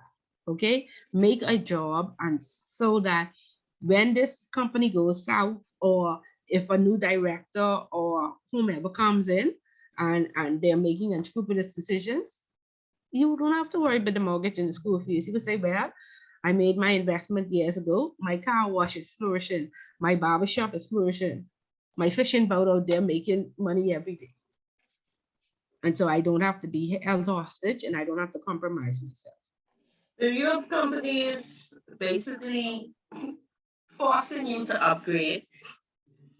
And when you upgrade, you're basically on par with your boss, because let's say for me, in my circumstance, I started the pursuit of this diploma prior to even working in the financial industry, and I completed just the first half, and circumstances beyond my control, I had to take a break. It's now mandatory for me to finish this GRC aspect, but I'm even making AML salary. And in order for me to keep the position, I have to finish GRC, and I'm going to be on par with you, but I'm making 50 cents to your $5. Okay. So Yeah, and guess what? That happens, and this is why we are the future leaders, because we want to get in positions, and when we get these positions, we want to make the right decision. So that's the importance of the remuneration packages as well, not only to ensure that CEOs don't get $1 million if the company fails, but that staff are paid adequately. Okay. Of course, we know there's a very big problem in the government agencies where immigration and police officers and whatever, they compromise themselves, because you could give them lunch money and say, you know, don't write up this ticket because they are severely underpaid. Right. And so that's another important thing with the remuneration package. It ensures that persons are adequately paid so that they don't compromise themselves. Because a lot of times, like you say, you won't even get an AML salary, but I'm sure you're doing AML work. definite beyond AML work. Well, The work, right. workload. And so, yeah, it's a cry for too long, and it has to be fixed. So again, this is why we push. You know, if you have a company that's asks for recommendations, or you all have a box where you could drop in suggestions or what have you, we have to move away from being afraid to speak up. Okay, we have to move away from being victimized when we speak up. Okay, there are a lot of corporate Bahamas is very, very toxic. Okay, and again, like I said, this ethical agenda and culture that they are pushing, you know, it's twofold. The company has to do its part as well. It's not only the staff. The company has to act ethically. I sat in a boardroom where when I was at Royal Bike, they sent down somebody from Canada to speak with the managers, and they wanted to talk to us about bonus. And they said, you know, sometimes the company does not have that money and to pay out those bonuses. And yes, you would have worked hard. Yes, you would have you know, gone above and beyond, and yes, you deserve it, but the company does not have the money, right? And they said, so the rating is tied to the bonus. And so you can give somebody exceeds, if you know exceeds is only $2,000, you know, it's $5,000. You may have to give them that they would have met. So you could give them the 2,000 rather than 5,000. And I said, but you are here, you know, does the company not have to act ethically as well? Why would you be encouraging us? You would need to change the way the rating is tied to the bonus. You would need to say, tell that person, hey, you exceeded this year. However, we can only give you $3,000 or $2,000. Not trick the person or reduce their rating. I say, because so that's a double loss to the person. They would have lost that good rating and they lose the money. So, you know, just how you want us to act ethically, the company has to act ethically. The company has to meet us halfway. The company has to put in policy and procedures that's not only beneficial to the company, but also to the staff. Okay, and that's why I said this remuneration policy is good in case you have to write it. In case you have to come up with some ideas and say, listen, can we leverage off the UK policy and put something into play? Because it's twofold. It's not the staff doing what is right in the company, isn't. Tone from the top, right? We have to establish policies and procedures that's conducive for the staff and the company. We have to get to that point, okay? And it should start with them, right? They should be the example. So these are the things that we need to discuss. We are corporate Bahamas. You know, we talk about all the issues, the challenges, culture. We each one of us show up each day and we contribute to it. Okay, we are too afraid to have these conversations. So if we are serious about good corporate governance, good culture, acting ethically, our policies and procedures must reflect that. The company must do its part as well, not just the staff.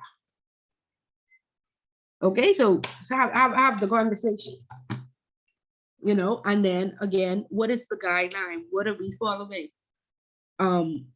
Again, like I said, the Bahamas Financial Services Board, that's what's out there. Has it been updated? I don't know. Does it still cost $300? I don't know. But if your company does not have it, you know, you have the right to ask, what is the guideline that's being followed in terms of pay? We have to move away from all these things being secretive. Okay, if corporate governance now is everybody's business, compliance is everybody's business.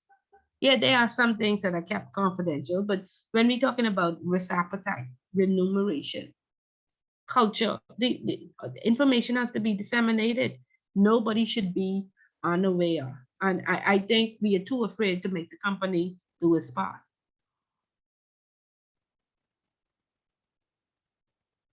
Okay, and so it's not going to be an easy transition because some of these companies been around for 70 years and everybody is, like I say, just too afraid to speak up. We don't have revenue streams, and so we just need our job. So we sit there in a toxic environment for 40 years.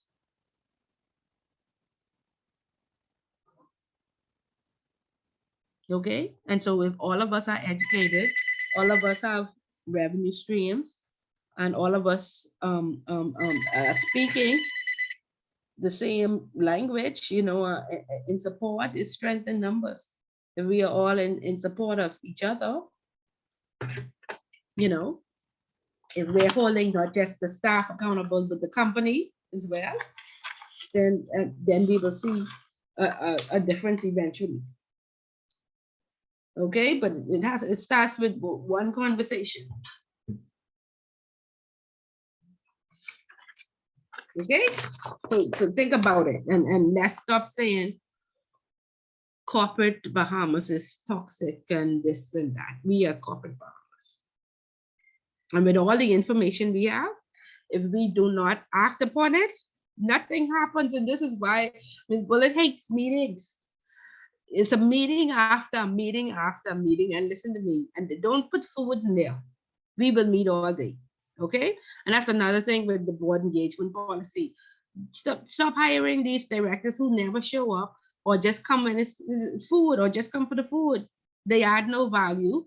They don't know what's going on, and the company spirals out of control. Okay, stop talking. That's all we do is we talk. And some days we pull it as 5 meetings, and I in trouble now for saying, do I really have to attend? Can I not just be sent the minutes? Because all we do is talk.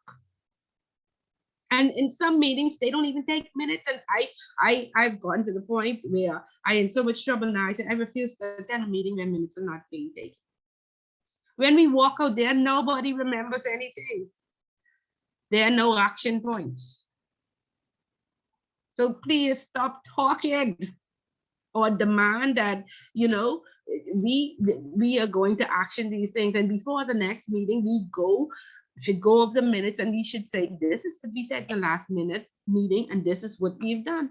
And the chair should be enforcing this.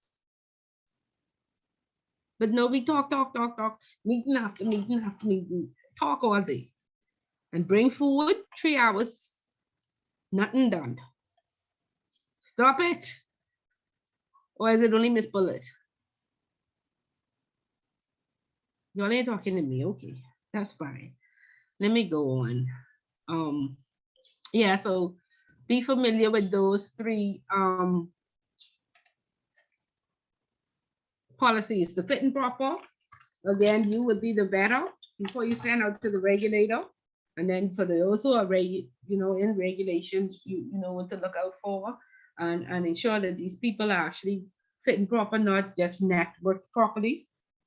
Like I said, I can't get over the Minister of Finance who was refused, And I said that person who refused him,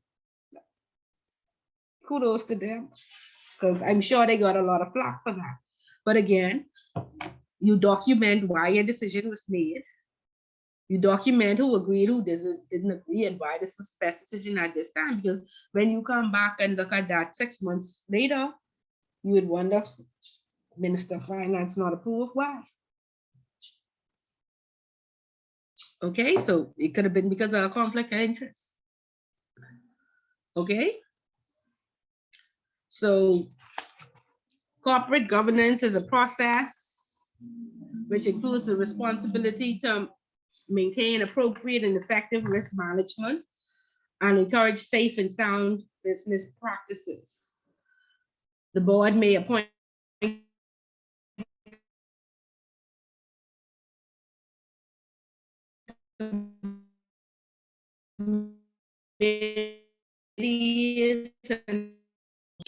in most companies, after the board would have passed the fit and proper test and it's established, they only meet 4 times a year.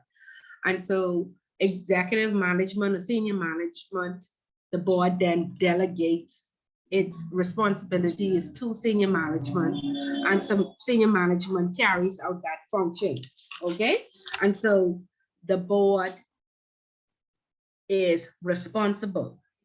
Senior management are the persons who are accountable for each day.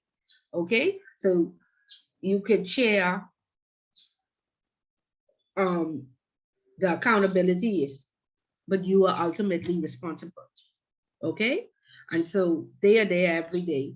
They are ultimately accountable of what happens every single day. And each board meeting, they prepare a nice report. Management information needs to be, again, accurate. It needs to be timely. It needs to make sense. It needs to be clear. You need to have examples so that that board member who is responsible can agree or disagree.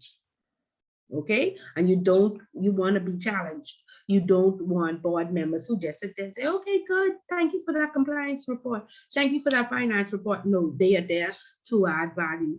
And right now, of course, when the governments change, the board changes, right? And everybody happy, oh, this chairman of the board, this chairman of the board. Are these people fit and proper? Are they just there for the check? Again, out of a water cooler conversation, central bank just happened to be at a company that was holding a board meeting. And so one of the inspectors decided to go and have a water cooler conversation with the priest.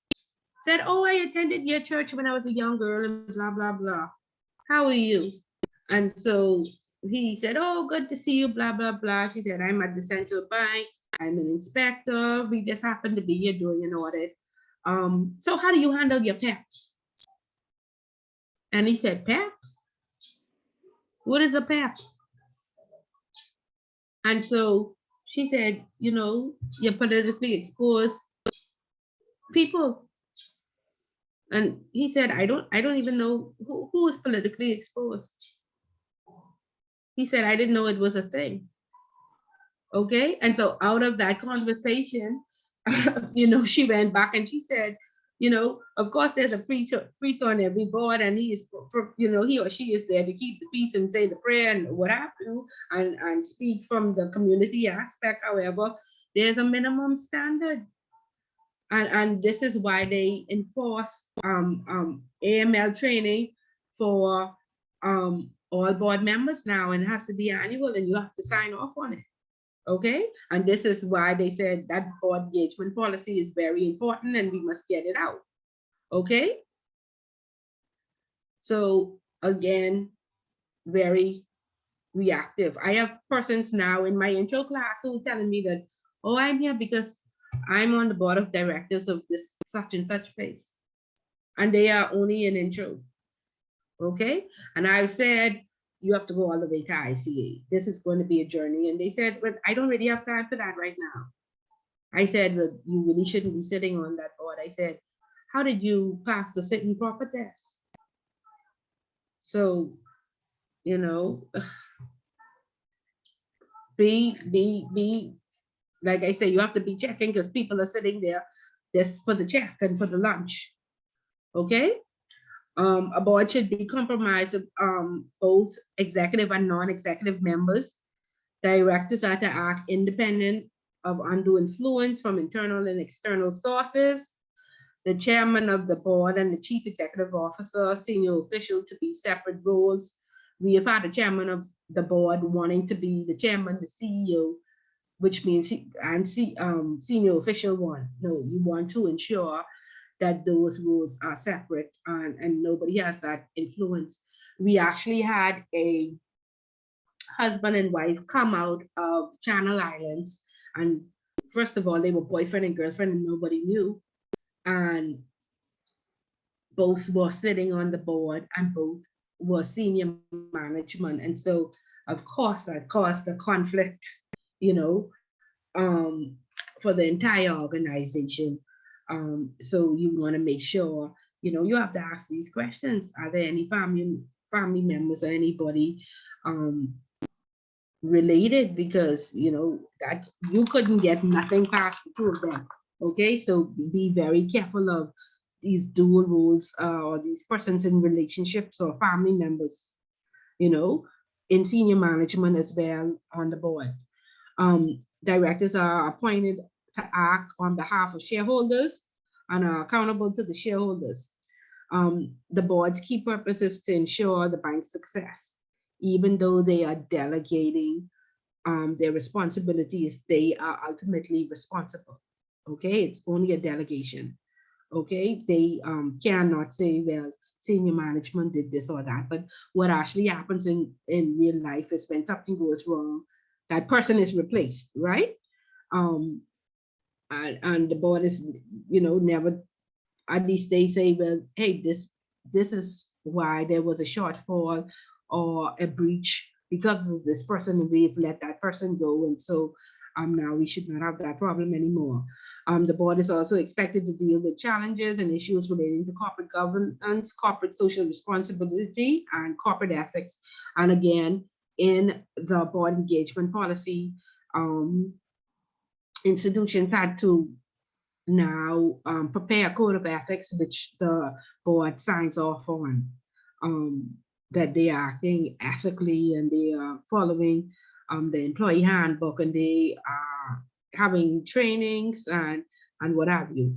The board is responsible for setting and confirming strategic direction business focus and corporate values. The board should have identified all risks in achieving its objectives and put controls in place to mitigate those risks. The board should provide general direction and oversight to management to develop and implement a comprehensive risk management system. Again, we don't want people just showing up for the lunch. We want to hold them accountable. When the reports are given, they should be challenged. Knowledgeable questions should be asked. Examples should be given. And again, there should be some level of enforcement and a check process. You don't just allow the compliance officer to stand up and give you a report without you verifying what he or she says is correct. You should have some type of verification process, even though this person is carrying out the duties on your behalf. At the board meetings, directors discharge their responsibility to control the bank. Board should address significant issues in the risk management systems, development and implementation. And again, you have to check to ensure if the management information is accurate and sufficient. No one-liners, no proof, like I said, you should challenge what the person says and check to make sure that they would have covered all aspects. There is something called key risk indicators that most executives fill out each month. And for example, if accounts close each month, the compliance department would say 7 accounts closed, 10 accounts open. There were no PEPs or what have you, but in terms of the 7 accounts closing, on the key risk indicator sheet that went to the board, if more than 3 accounts closed, you had to write an essay. So there was a red light, a green light, and a yellow light. And so if 2 accounts close, the light would turn yellow. And if more than 3 close, then the light would turn red. And so once you got that red light, you had to stipulate, or you have to provide proof of what you did to ensure these the accounts, or you had to write down exactly what happened with costly accounts closed, and then what you did to reach out to that customer to ask that customer, was there anything you could do to retain the business or to try and retain the business.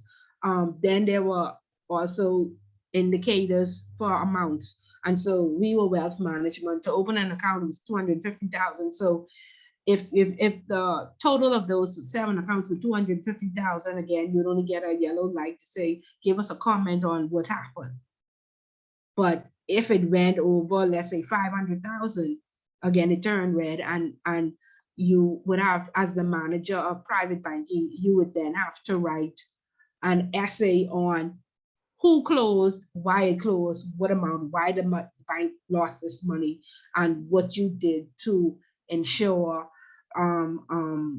you retain that business. Okay, so of course, nobody wanted to write 10 essays, right? And each department had indicators. So that was a way of checking to ensure, when compliance gave their report on how many accounts closed to open, the board would know, have a reasonable or documented evidence of what happened and what was done to either retain this business or to open more accounts or what have you. And it was for many functions. If accounts went dormant, an explanation had to be given. This is how many accounts went dormant for the quarter, 5. And normally if more than 2 went dormant, then again, an essay had to be written. These accounts were the ones that went dormant. We tried to reach out to the customer. These are the controls that we put in place, and this is the action plan to ensure that it does not happen again. So those key risks indicators help the board to verify the information that is given at each board meeting. Okay, the board should implement an effective process to independently determine the risk management system is appropriate and to ensure that it's regularly assessed. And of course, we know each year, well, the regulators are trying to figure out exactly how it's going to be done. So the risk assessment, there is an AML risk assessment that's supposed to be due every June. And then there's an enterprise assessment that's due each October. Now, if your bank is rated low risk, then every 3 years, we would need you to attest that nothing has changed. There's been no products or services, and there needs to be no update to your risk assessment. But if you're high risk, each year, you're going to have to do that, and then each year you should be audited. Okay, so they are just working out the kinks in terms of how they want that information sent into the regulators, because of course, if the risk assessment is tied to your audit, Jesus, audit sometimes takes 3 to 6 months. And if you have to be audited each year because you're high risk, of course, no institution is going to want to be listed as high risk. And so you would see institutions saying, listen, we don't deal with cash anymore. We don't open accounts with cash intensive businesses. We don't have trust services. All these things, we don't offer bearer share accounts. All these things that would make us high risk. We don't do business with PEPs. Right? Because we don't want to be high risk. Okay, and we audit, is sometimes, depending on the size of your institution, can cost up to $150,000. When you see Deloitte and Touche comes in, and if you don't have an internal audit, even if you have internal audit, you still need to get an external audit, and some thousands of dollars. Okay, so if they're tying the assessment to whether you're high, medium, or low, and the assessment has to be tied to your audits, then, they have to iron that out. But nevertheless, those assessments must be sound. We are waiting, I think they submitted in 2019. And so because that was the first time it was enforced, we're still waiting for the feedback from the regulators on what needs to be tweaked or added to the risk assessments, and when they need to be attested that they are current or anything has changed or reviewed. Okay, Simone, any feedback on assessments, and are we saying it's in line with whether you're high, medium, or low? Or that's still being, again, the regulators are also on a learning curve. The laws just changed in 2018, and to have all that implemented is a lot of work. Simone? Sorry, Ms. Bullitt, I stepped away for a few minutes, so I missed some of what you were saying. Okay, do you have any information in terms of with the risk assessments, they're being tied to whether the institution is high, medium, or low, and when they need to be reviewed and updated and sent back in? Yeah, for sure. I personally haven't gone on any examinations, but from the form that I can see, yeah, it's designed that way. Okay, yeah. So of course, like I said, we have almost every institution running away from being high, even some medium. Everybody wants to say that they are low risk, so they don't have to be audited for 3 years, and they definitely don't have to attest to this risk assessment and update it. It's a lot of work. Okay, the role of the chair, ensure that meetings are conducted properly, that all those entitled may express their views, that those views are documented in minutes, that decisions taken by meetings adequately reflect the views of the meeting as a whole. So of course, persons, the board, they vote on decisions to be made. There should be a process on how a vote is taken. Normally, there's a mandate that says we have 10 board members. We need 6 to say yay or to agree for a decision to be taken. We document the persons who didn't agree and their reasons. And again, like I say, documentation is key. That really, really helps. But you have to have a very good secretary taking good minutes to adequately reflect everybody's view. Okay, the chair decides on the agenda and they sign the minutes. The chairman of the board is often seen as the spokesperson for the board and the company. Okay, the role of the directors, they should establish the vision, mission and values. They should set strategy and structure. They should delegate to management. And again, back to corporate governance being everybody's business, we have to move to persons, this information being disseminated throughout the institution and getting employees involved and engaged in establishing these values and ensuring that they are acting them out each day. And of course, posting them through the common areas so everybody is aware of the goal. A lot of times, they're just simply not aware. We don't know. And so Ms. Bullitt showing up with her agenda, Darlene showing up with her agenda, Omar showing up with his agenda, because we don't have one common goal. Okay, so that's very important. Okay, the duties of the directors act with honesty, integrity, and good faith. And again, these things need to be tested. Okay, through the code of ethics. Okay, if we just write these things down, nobody ever looks back at it. Okay, if we don't prove, and we don't have to wait until something goes wrong. Okay, we need to have checks and balances for all of these things that we write down. We need to act upon them. Again, writing them down and saying them is not sufficient. Okay, exercise care, diligence, and skill that a reasonably prudent person would exercise. Exercise independent judgment. Again, all three of us is F&M, so 3 of us is PLB. So even if it's wrong, we gotta support, we have to vote against it. Okay, and this particularly comes into PEP accounts. Okay, normally if it's low or medium, a compliance officer would approve it. If it's high risk, a committee would approve. And then if it's a PEP, the board should approve. And so the 3 of us is PLPs, and it's a PLP PEP. So of course, we allowing this person to open this account, even though they have a criminal record. Okay, act on a fully informed basis, ask questions. If the reports that you're getting is not sufficient, investigate. You have the right to ask for proof, for examples, for research, and so ensure that your decision is informed and you would have made that decision based on or voted for against something based on fully informed information. Okay, and again, like I say, you could have all your ducks in a row and you still make the wrong decision. And again, do not fail. We are human beings, we are not perfect. You may get some backlash. However, the important thing to do, you don't even have to acknowledge that you made the wrong decision. You just have to ensure that you change it and make the right one.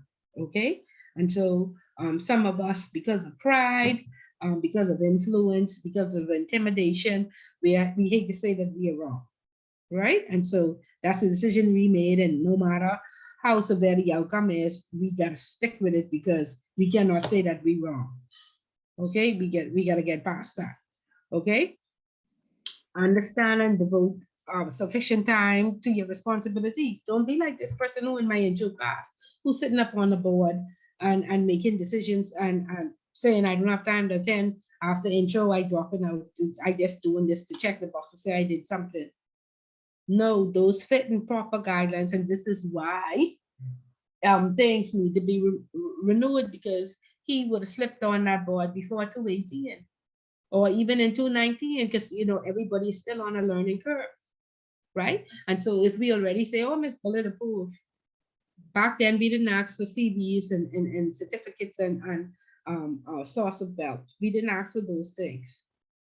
So this is why review process is essential, because now we would want to give him a chance. We want to say, okay, it's 2022 now. We approved you in 2018 or 2019, but now let's send, we need certificates to go along with your CV. And now we see that you only have a high school diploma, and from 2019, 18, you sit on this board and you haven't gotten to a class. No, no, no. What experience do you have? Okay, and so these are the type of tough decisions we're gonna have to make. But if we are not checking all the people who already slipped through the cracks because of their network, you know, just because they are now PLP and PLP is in the government, right? Act only with the scope of their authority, recognize and guard against conflicts and interest in dealing with the bank, okay, or whatever institution it is. Okay, you're very, very quiet. Talk back to me, please. Give me some feedback. Let me see who I talk to. Forbes, give me some feedback, please. Forbes, are you talking to me today? Shakita, feedback? I am not sure what to say. I am seeing what you're saying, but see, if they have been sitting on the board for these many years, does not their experience sitting on the board count as or count towards their qualifications? I mean, I understand the need for them to upgrade and actually make headway towards being able to fulfill their duties adequately, which was probably something they couldn't do because they didn't have those qualifications. But does the experience, the life experience, the time that they've been on the board, does that count in their favor in any way? It should, okay, because let me quote Sabas this week, right? Many people with their MBAs and their PhDs are idiots, right? And we have some people, I work with some people in their office, they have every accolade, they could go to every class and get an A, right? Very book smart, right? No common sense, okay? No street sense, no, if the policy don't say it, I can't do it, right? And so we have those people that are extremely smart and have all these degrees or whatever. A requirement for you to get on this board would have been some experience somewhere. If you have no experience nowhere, you was a school teacher and you on a financial services board, 3 years of sitting on that board taught you what? When you came there with nothing other than I have my degree in education. There's a financial services board. Okay, so it just depends. I value experience along with education. I don't even believe, you know, like I said, there are a lot of educated fools. I agree with Sabas 100%, right? And so if you have that 10 years of experience in the financial services sector, then fine, you qualify. You don't have to have a piece of paper. But when you sit and you listen, this particular board, they have annual general meetings. It's for a what do you call those? Credit union, right? And so you could go there and you could sit and you could review exactly what goes on. I mean, in those meetings, and it's crazy. It's crazy. And then you sit there and you listen to the person what they're saying. It's foolishness. They add no value. Okay, so you really have to do your research and review. So yes, the years of experience, you have to come there with something first. This person should have never even, when you look at their CV, they should not have been on this board other than their company, their party in power, and they get this position. Okay, we have a lot of that. So that's what you want to check for. But yes, of experience, you don't have to have a piece of paper. And if you do have that piece of paper, again, that's not sufficient. You have to be able to apply that and do the work. Okay, so this is only part of it. Okay. Okay, great. Who else have an idea? Deandra, I haven't heard from you. Give me some feedback, please.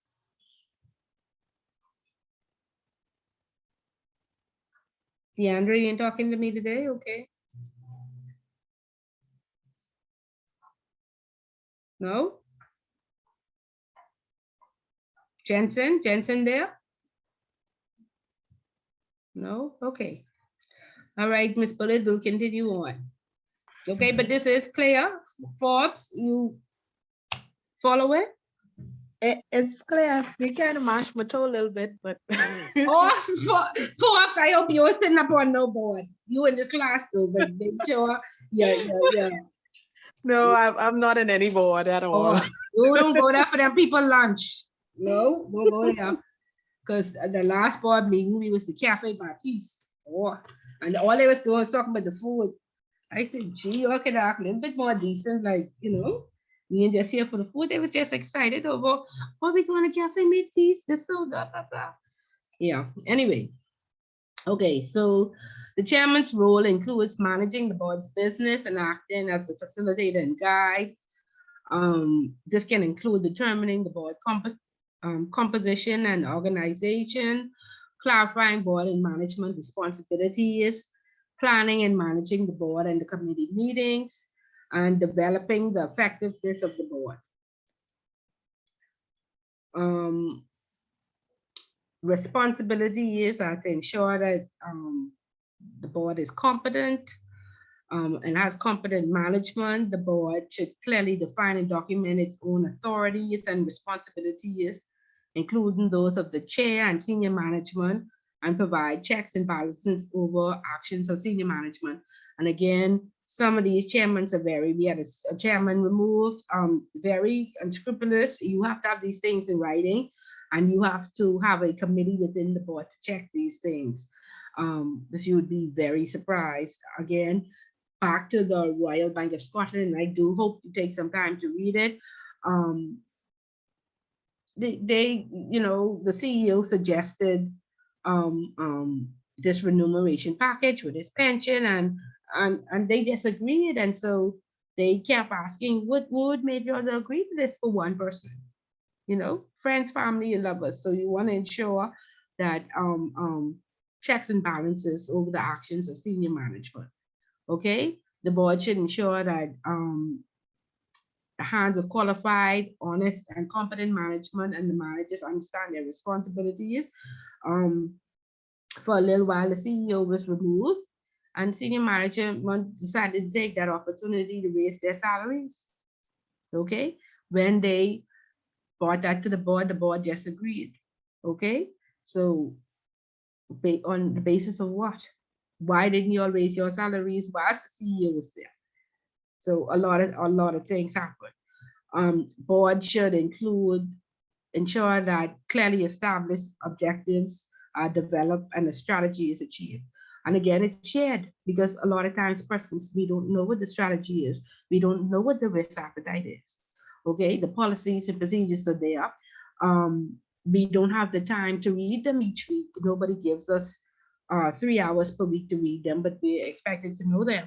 And then when we start onboarding with new employees, we just put them in the room. We give them 100 pieces of paper. We tell them to read it, and we say, "You have any questions?" "No." "Okay, go on the teleline or go to your desk." Okay, so the training isn't really effective. And then I had one lady said, "Oh, I would like you to give me some feedback on the training and blah, blah, blah." I said, well, it was not really effective because you sat me in a room and just gave me a bunch of stuff to read, and luckily I could read. However, I had some questions and nobody was available to answer them or give me an example. So she said, "Oh, okay, thank you for your feedback." Okay, so did she really, really want my feedback? Did she really want me to read? I said there was a lot of acronyms that I did not determine what they meant. So eventually you'll get, So again, a lot of people just checking the boxes.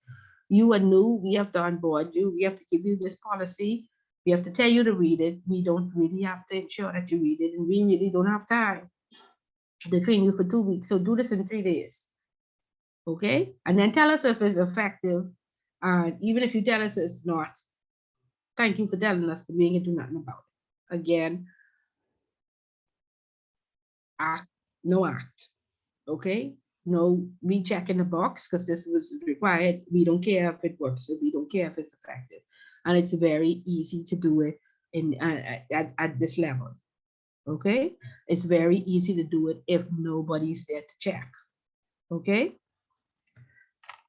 and then some policies and procedures are so old, and some don't even make sense. We don't even do this anymore, but it's just what the policy states. Again, when audit comes in or any inspector comes in, they ask you for your policy. They are going to test what you do against your policy. So if something is documented, that's what you should be following. You can't do the opposite. That's an audit note. Too many audit notes, somebody has to go home. Okay. The role of the independent director, again, most of the board could be made up of the CEO, the chairman who may have shares, or, you know, so there has to be somebody who's independent. And they are now putting, you know, we had independent directors sit on boards for like 20 and 30 years. So now I think they've put in a 7-year stipulation that after 7 years, we need some, oh, it's, in fact, it says 6. Yeah, after 6 years, the skills mix of the board has to be reevaluated. So we may have to get, you know, the CEO probably won't be removed. We may have to give somebody else a chairman, even if you have shares or, you know, in that institution. We want some new people on the board with new ideas. Okay, so it should be reevaluated, the skills mix after 6 years. And independent role, they are encouraged to be with the inspector of at the regulator to share any mutual concerns that they may have in terms of decisions being made. Okay, they should also meet with the external audit, internal audit, and compliance and legal, and see what their views are to ensure that functions are being carried out properly. Okay, all directors must inform their regulator when resigning, so, or being removed or being changed for any. You write a resignation letter, and again, that same registration process, that fit and proper process, you now need to send out to the regulator and say this person is now being removed or changed due to whatever. And again, there's a cost associated with these approvals and these applications and stuff like that. So you want to ensure that you don't end up with any cost. Each regulator, well, the central bank, I should say, requires an annual certification. They must attest that they are fulfilling their responsibilities. They must attest and confirm that they are achieving their objectives. Any strategies that they had put in place is, you know, they have an action plan if it's not been fulfilled to be carried out. If they make any change to the process, to the corporate governance process, all of this must be communicated. In that annual certification, you must attest that your business continuity plan has been checked and is operating efficiently. Should you have an event, of course, persons just attest. But with this pandemic, you know, we can't take it lightly anymore. These things have to be checked, right? The board should consider a capital adequacy plan through projections of profitability, implementing and earning retention policy, and external source of additional capital. Annually, within 120 days, the inspector of banks a certification as to the bank's compliance or otherwise the contents of its corporate governance guidelines. So annually, that's a requirement by the central bank, I think, and the Securities Commission. I'm not sure about the other regulators, but there is an administrative guideline policy that tells you deadlines that have to be met, and most things have to be met within like 120 days of the new year, right? Some things have to be met by the 30th, like annual fees and what have you of January, and everything else is by March or June of that year. And again, there are fines and penalties attached if those things are not sent in on time. Okay, so senior management is responsible for the day-to-day operations of the business. They are the link between the board and the staff. They are responsible to implement the strategic plan, to keep the board adequately informed, advise the board of the appropriate organizational structure, ensure reporting lines are clear and appropriate, implementing and maintaining risk management systems, overseeing management information, developing and implementing a comprehensive management system, incorporating identification, measurement, monitoring, and controlling of risks. Okay. Any questions so far?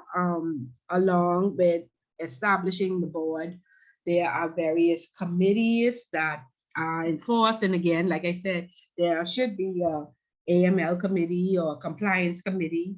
There is a finance committee, a social committee, and these various committees to ensure that there's not one person is making a decision. There's a voting process. Each committee has a mandate, and it tells you, you know, how many persons you need to vote yay or nay in order to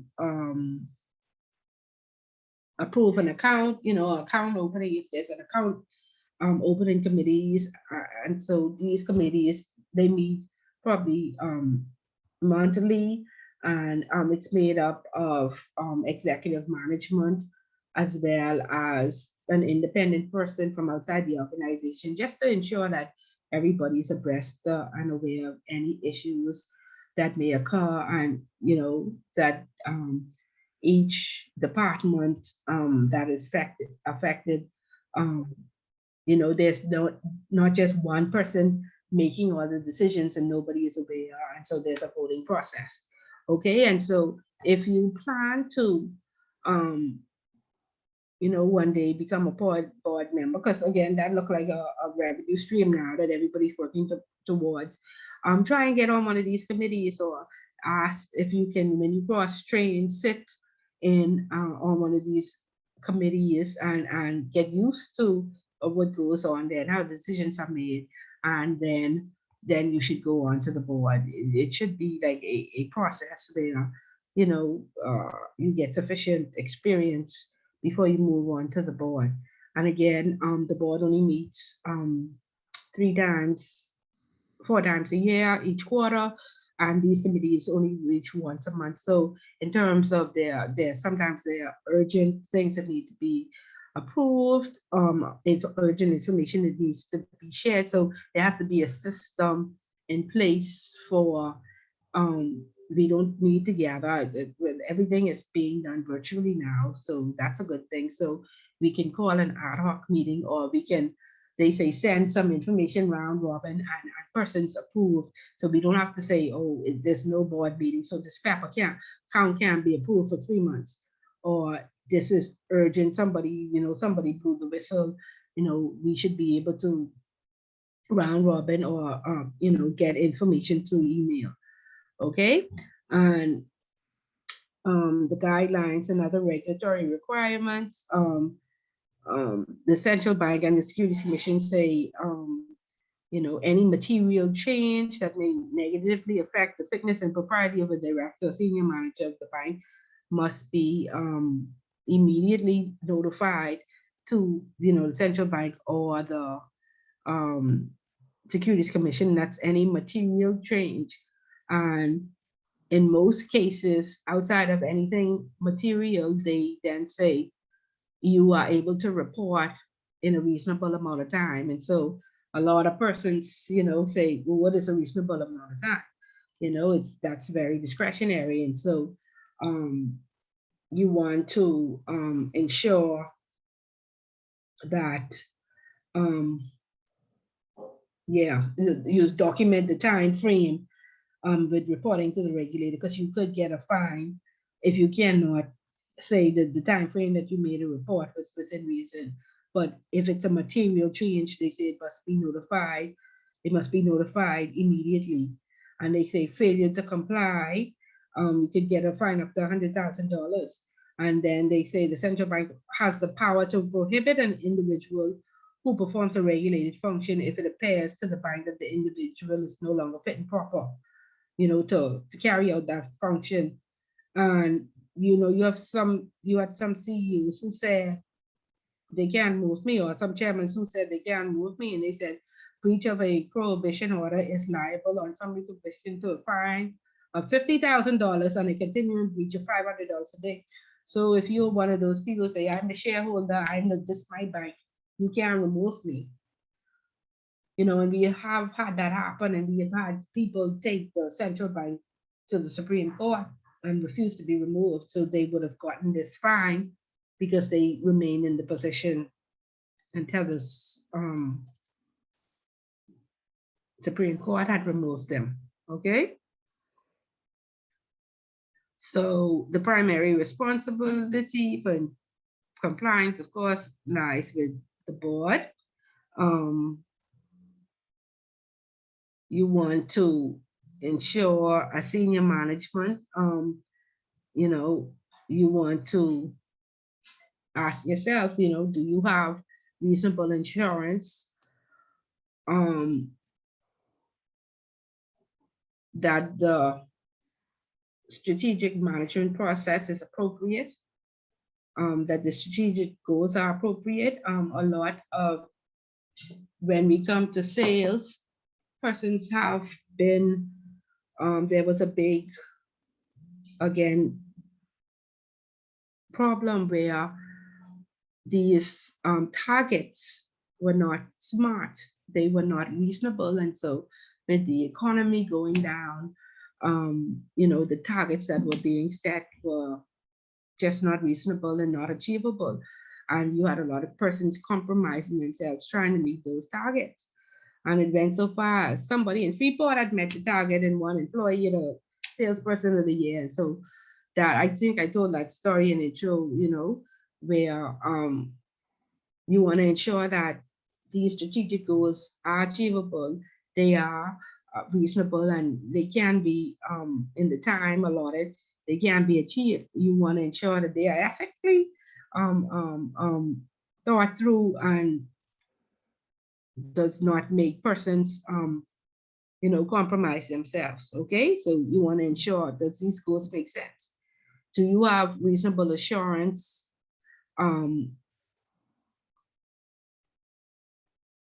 that the risk management program is effective? Do we know what systems protect us? Do we know if we have to do anything manually? Do we know if names are being checked every night? Do we know how the system works? Okay, and if we don't know how the system works, or if the system is not that savvy, do we know what we should be doing manually to protect ourselves?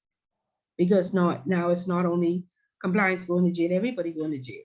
Okay, so there's no longer, I don't know, or that's above my pay level, or nobody told me. Everybody is now accountable, okay, for whatever position you hold. And so therefore, if you sit in a position that you're not qualified for, go out there and get some training. Go get some cross training, go to industry updates, go educate yourself. Gone are the days when we can say nobody told us or we didn't know. Everybody is accountable.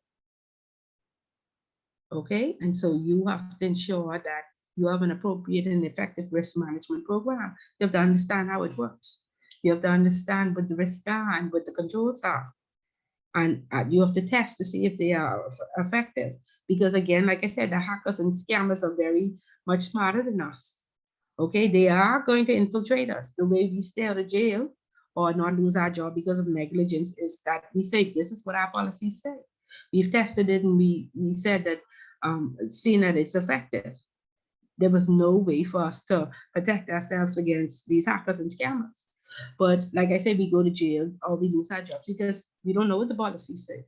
We don't even know what the controls are in place. We can't even say that I followed the control, I got the 2 signatures, because we don't know that's what the control is.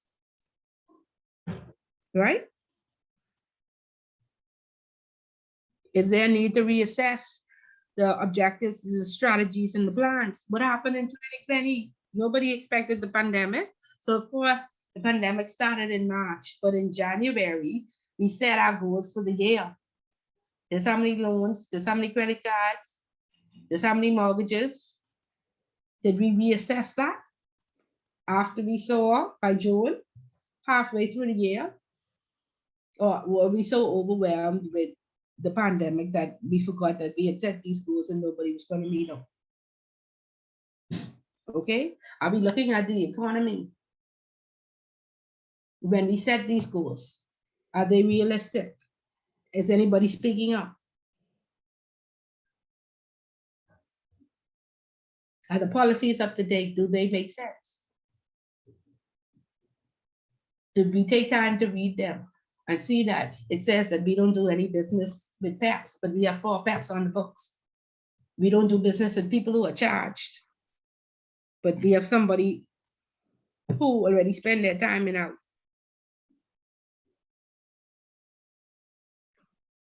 Okay. Okay. So tips for an effective board. Recognize that good governance is not just about compliance. Understand that the board employs the CEO. Understand that the MLRO should report to the board and not senior management. Ensure that directors have the information that they need, it's timely and it's accurate, and that they act upon it. Appoint competent persons to the board. If you make a mistake, don't be afraid to speak up and correct it. Evaluate the board and directors' performance and pursue opportunities for improvement. Okay, and then there should be succession planning. So all of you who hope to be on a board in a few years, there should be a plan right now in where are my next steps. I am now in this program. I expect to be a future leader. I should now be sitting on like probably just watching an AML committee meeting or an account opening committee meeting, or even just a social committee, just to get my feet wet and then move up through the committees and then eventually become on the executive team and a board member. But again, that there should be a plan in place. Okay, I want sufficient experience and I want sufficient education. So when these fit and proper tests are ready or are being done, I can, successfully move through the fit and proper process. I want to be good to my neighbors. So when Miss Bullet go out and find out they paying your rent on time and don't treat your neighbors right, and the police don't come and lock you up. The neighbors give the reports on you. Okay, and I want to be able to speak up to start the conversation now. So by the time I get in the position of leadership, the remuneration plan is there. The company acts ethically and not just, put the onus on the staff. And that we change this toxic Bahamas because we are this toxic Bahamas. And that we act, no, Miss Fuller just talked for 3 hours. Now we're going to lay down and try to get out our head and we can do nothing what she said. After this, nobody take notes and minutes and whatever. And so we had a good talk. Correct? You all there? No, I will take it over. Incorrect. We taking notes. We taking minutes. And present. Be accountable. Keep people accountable. Thank you. Thank you. Don't make Miss Bullet talk all this time for nothing. Thank you. Okay, so go to your institutions and apply this. Okay, it's a journey, it's a process. Before you lead, you must serve. Okay, these are your service years. And this is how you become an effective leader. And this is how you sustain. Okay, most leaders, and you could read it online. I was reading a article where it said most very successful persons would have worked at McDonald's. And then it went on to say, in the world today, most leaders in executive management, they only last 2 years. And it's not because they're not qualified. It's because they're not paid. And everybody else who didn't make it tears them down. Okay? So this is a statistic out there. They are becoming future leaders. We need to change this. We need to act now to be able to change this, because you should not be a leader that only lasts 2 years because you're effective, because you act ethically, because you do what is right. Okay? You should not be a leader by what is happening in most organization is, like I say, we hire the unqualified person and we put them to supervise the qualified. So we frustrate the qualified out of the institution. We have that one idiot who just destroys everybody and ruins their day every day. And we are happy with that because we don't want to go to school and we don't want to upgrade ourselves and we don't want to take the time to cross train and get experience. And so everybody who's doing that, we frustrate them out of the system.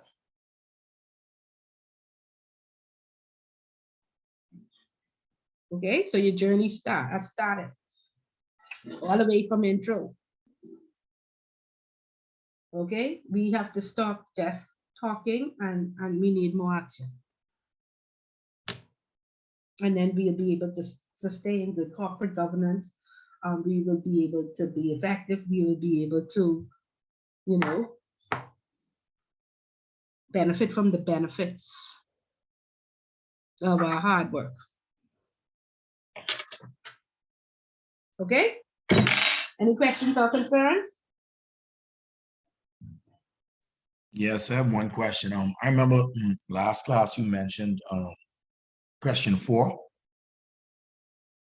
Yeah, about the 8 questions, yes. I don't know, I probably need to send you an email regarding my concern about question 4.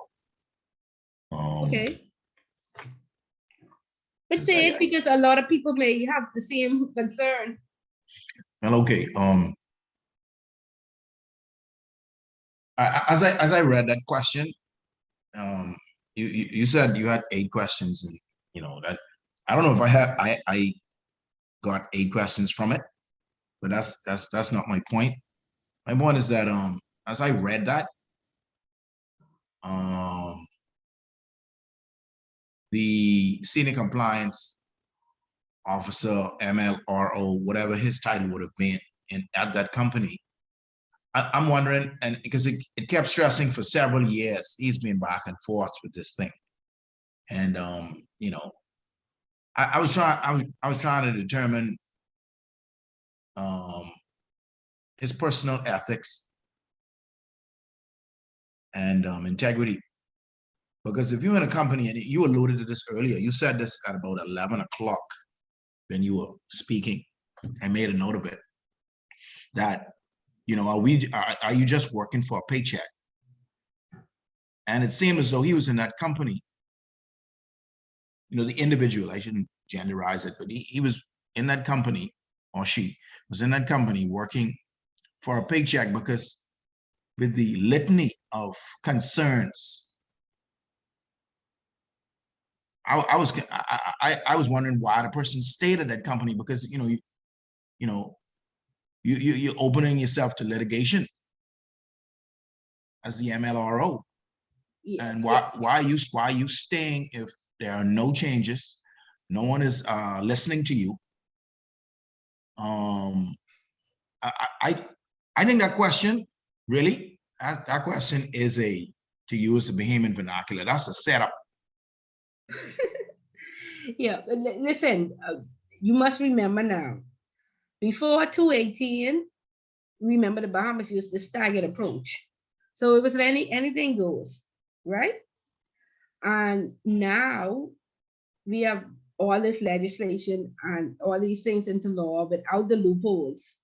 We have the 40 recommendations in place. We are largely compliant. So back in the day, there wasn't like accountability and there wasn't laws, nobody go to jail. And these institutions filled with friends, lovers, and family. I had the incident too where the person was very unqualified to do the job. However, they kept her because they know she could never replace them. And so that's like I say, people don't want to keep up to date or whatever. So they kept her and then they made her a manager, very unqualified.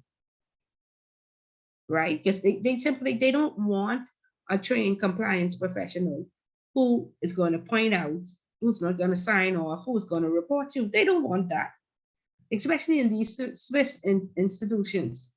They want somebody who a puppet.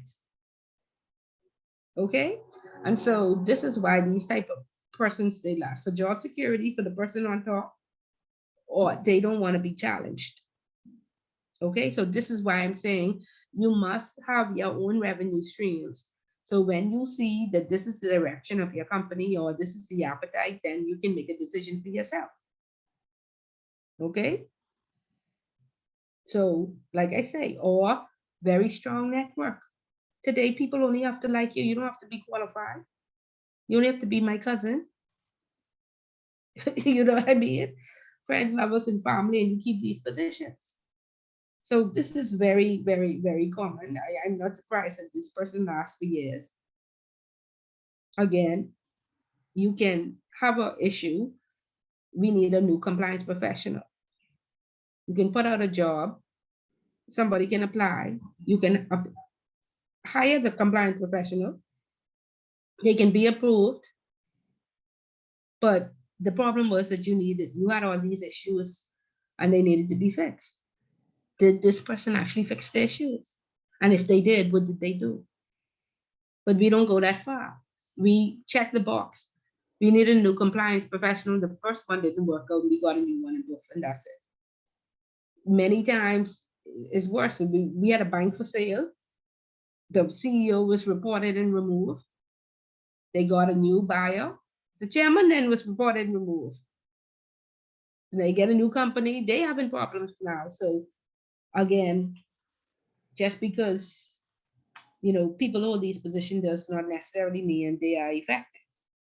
Okay, and like I say, because there was no laws and regulation, nobody really, everybody did what they felt like doing. Of course, the bottom line is the revenue. Okay, but the 8 questions what I got,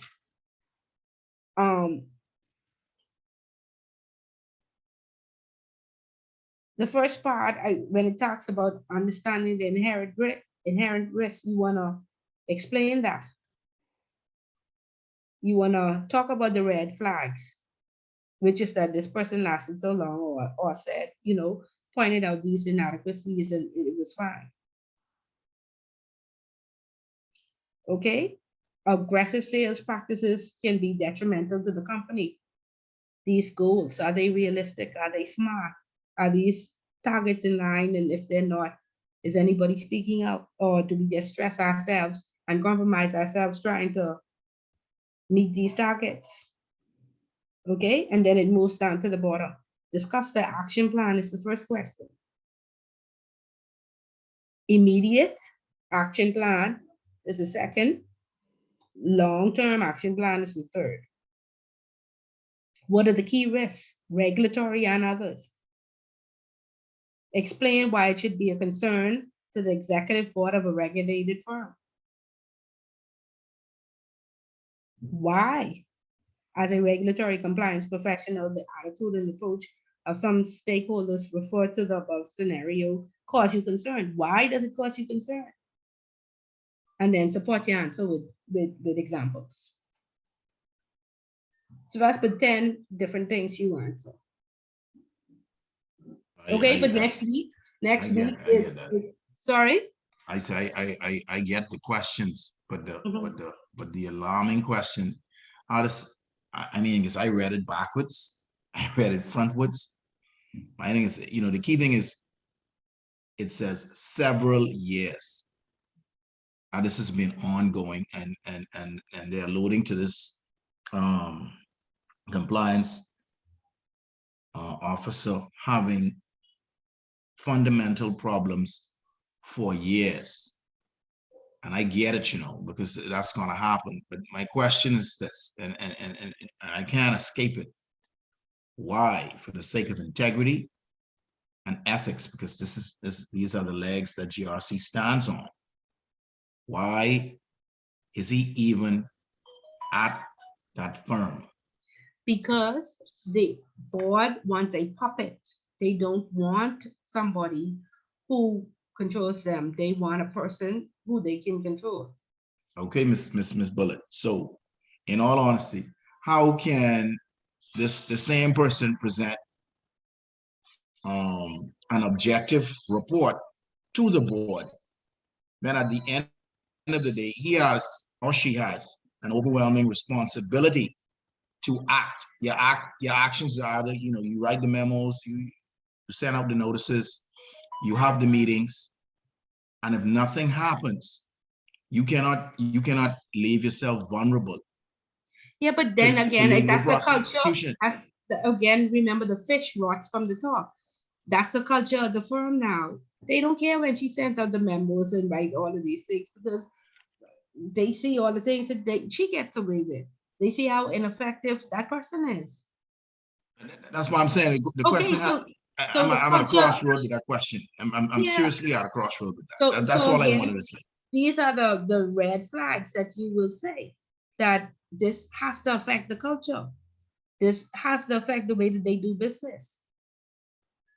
The board allows this. Remember that the board is ultimately responsible. Some managers demonstrate little understanding because they are allowed to. Right? And when these things are not enforced, it creates chaos. And once you have to start the whole you have to let everybody go and start over from fresh once the culture is damaged in an organization. Okay, but for the most part, this is what some companies want because laws are expensive, implementing these systems are expensive, hiring these people, compliance professionals who are trained and they know they are expensive, they do not want to spend that money. Did you watch Dirty Money? The HSBC case? No, I read on the matter, but I didn't watch a show about it. Okay, so on Netflix, there's a series, Dirty Money, on the HSBC case. Even after they were found out with the hyphenated names and opening the accounts for the Mexican drug lords, and the system was not picking up the names because they had them hyphenated. So if you have a daughter or a comma or a hyphen in the name, that's how you defraud the system from checking the names every night. Even after they were found out, they hired an untrained compliance professional. They put him in an office away from the main office where he would not hear what was going on daily. And they did not give him adequate systems and stuff to do his work. But that's what's happening a lot. They give you a big office, a cell phone in your car, and they just want you to sign off. Somebody offered me $100,000. $100,000 a year, Miss Bullet. I just need you to show up and sign. You make no decision, you do no work. Right here in the Bahamas. They want a puppet. Okay, so this is allowed. But now, there are laws in place. The regulators have these analytics departments, and so we should be able to cramp down on some of these organizations that are not spending this money and are not compliant. Okay, so just like I said, if you watch it on Netflix, you'll see this is what they do. Because it's, compliance makes no money for the business except by preventing them from being fined. And so as long as they stay open, this is how they operate. And a lot of companies still operating this way.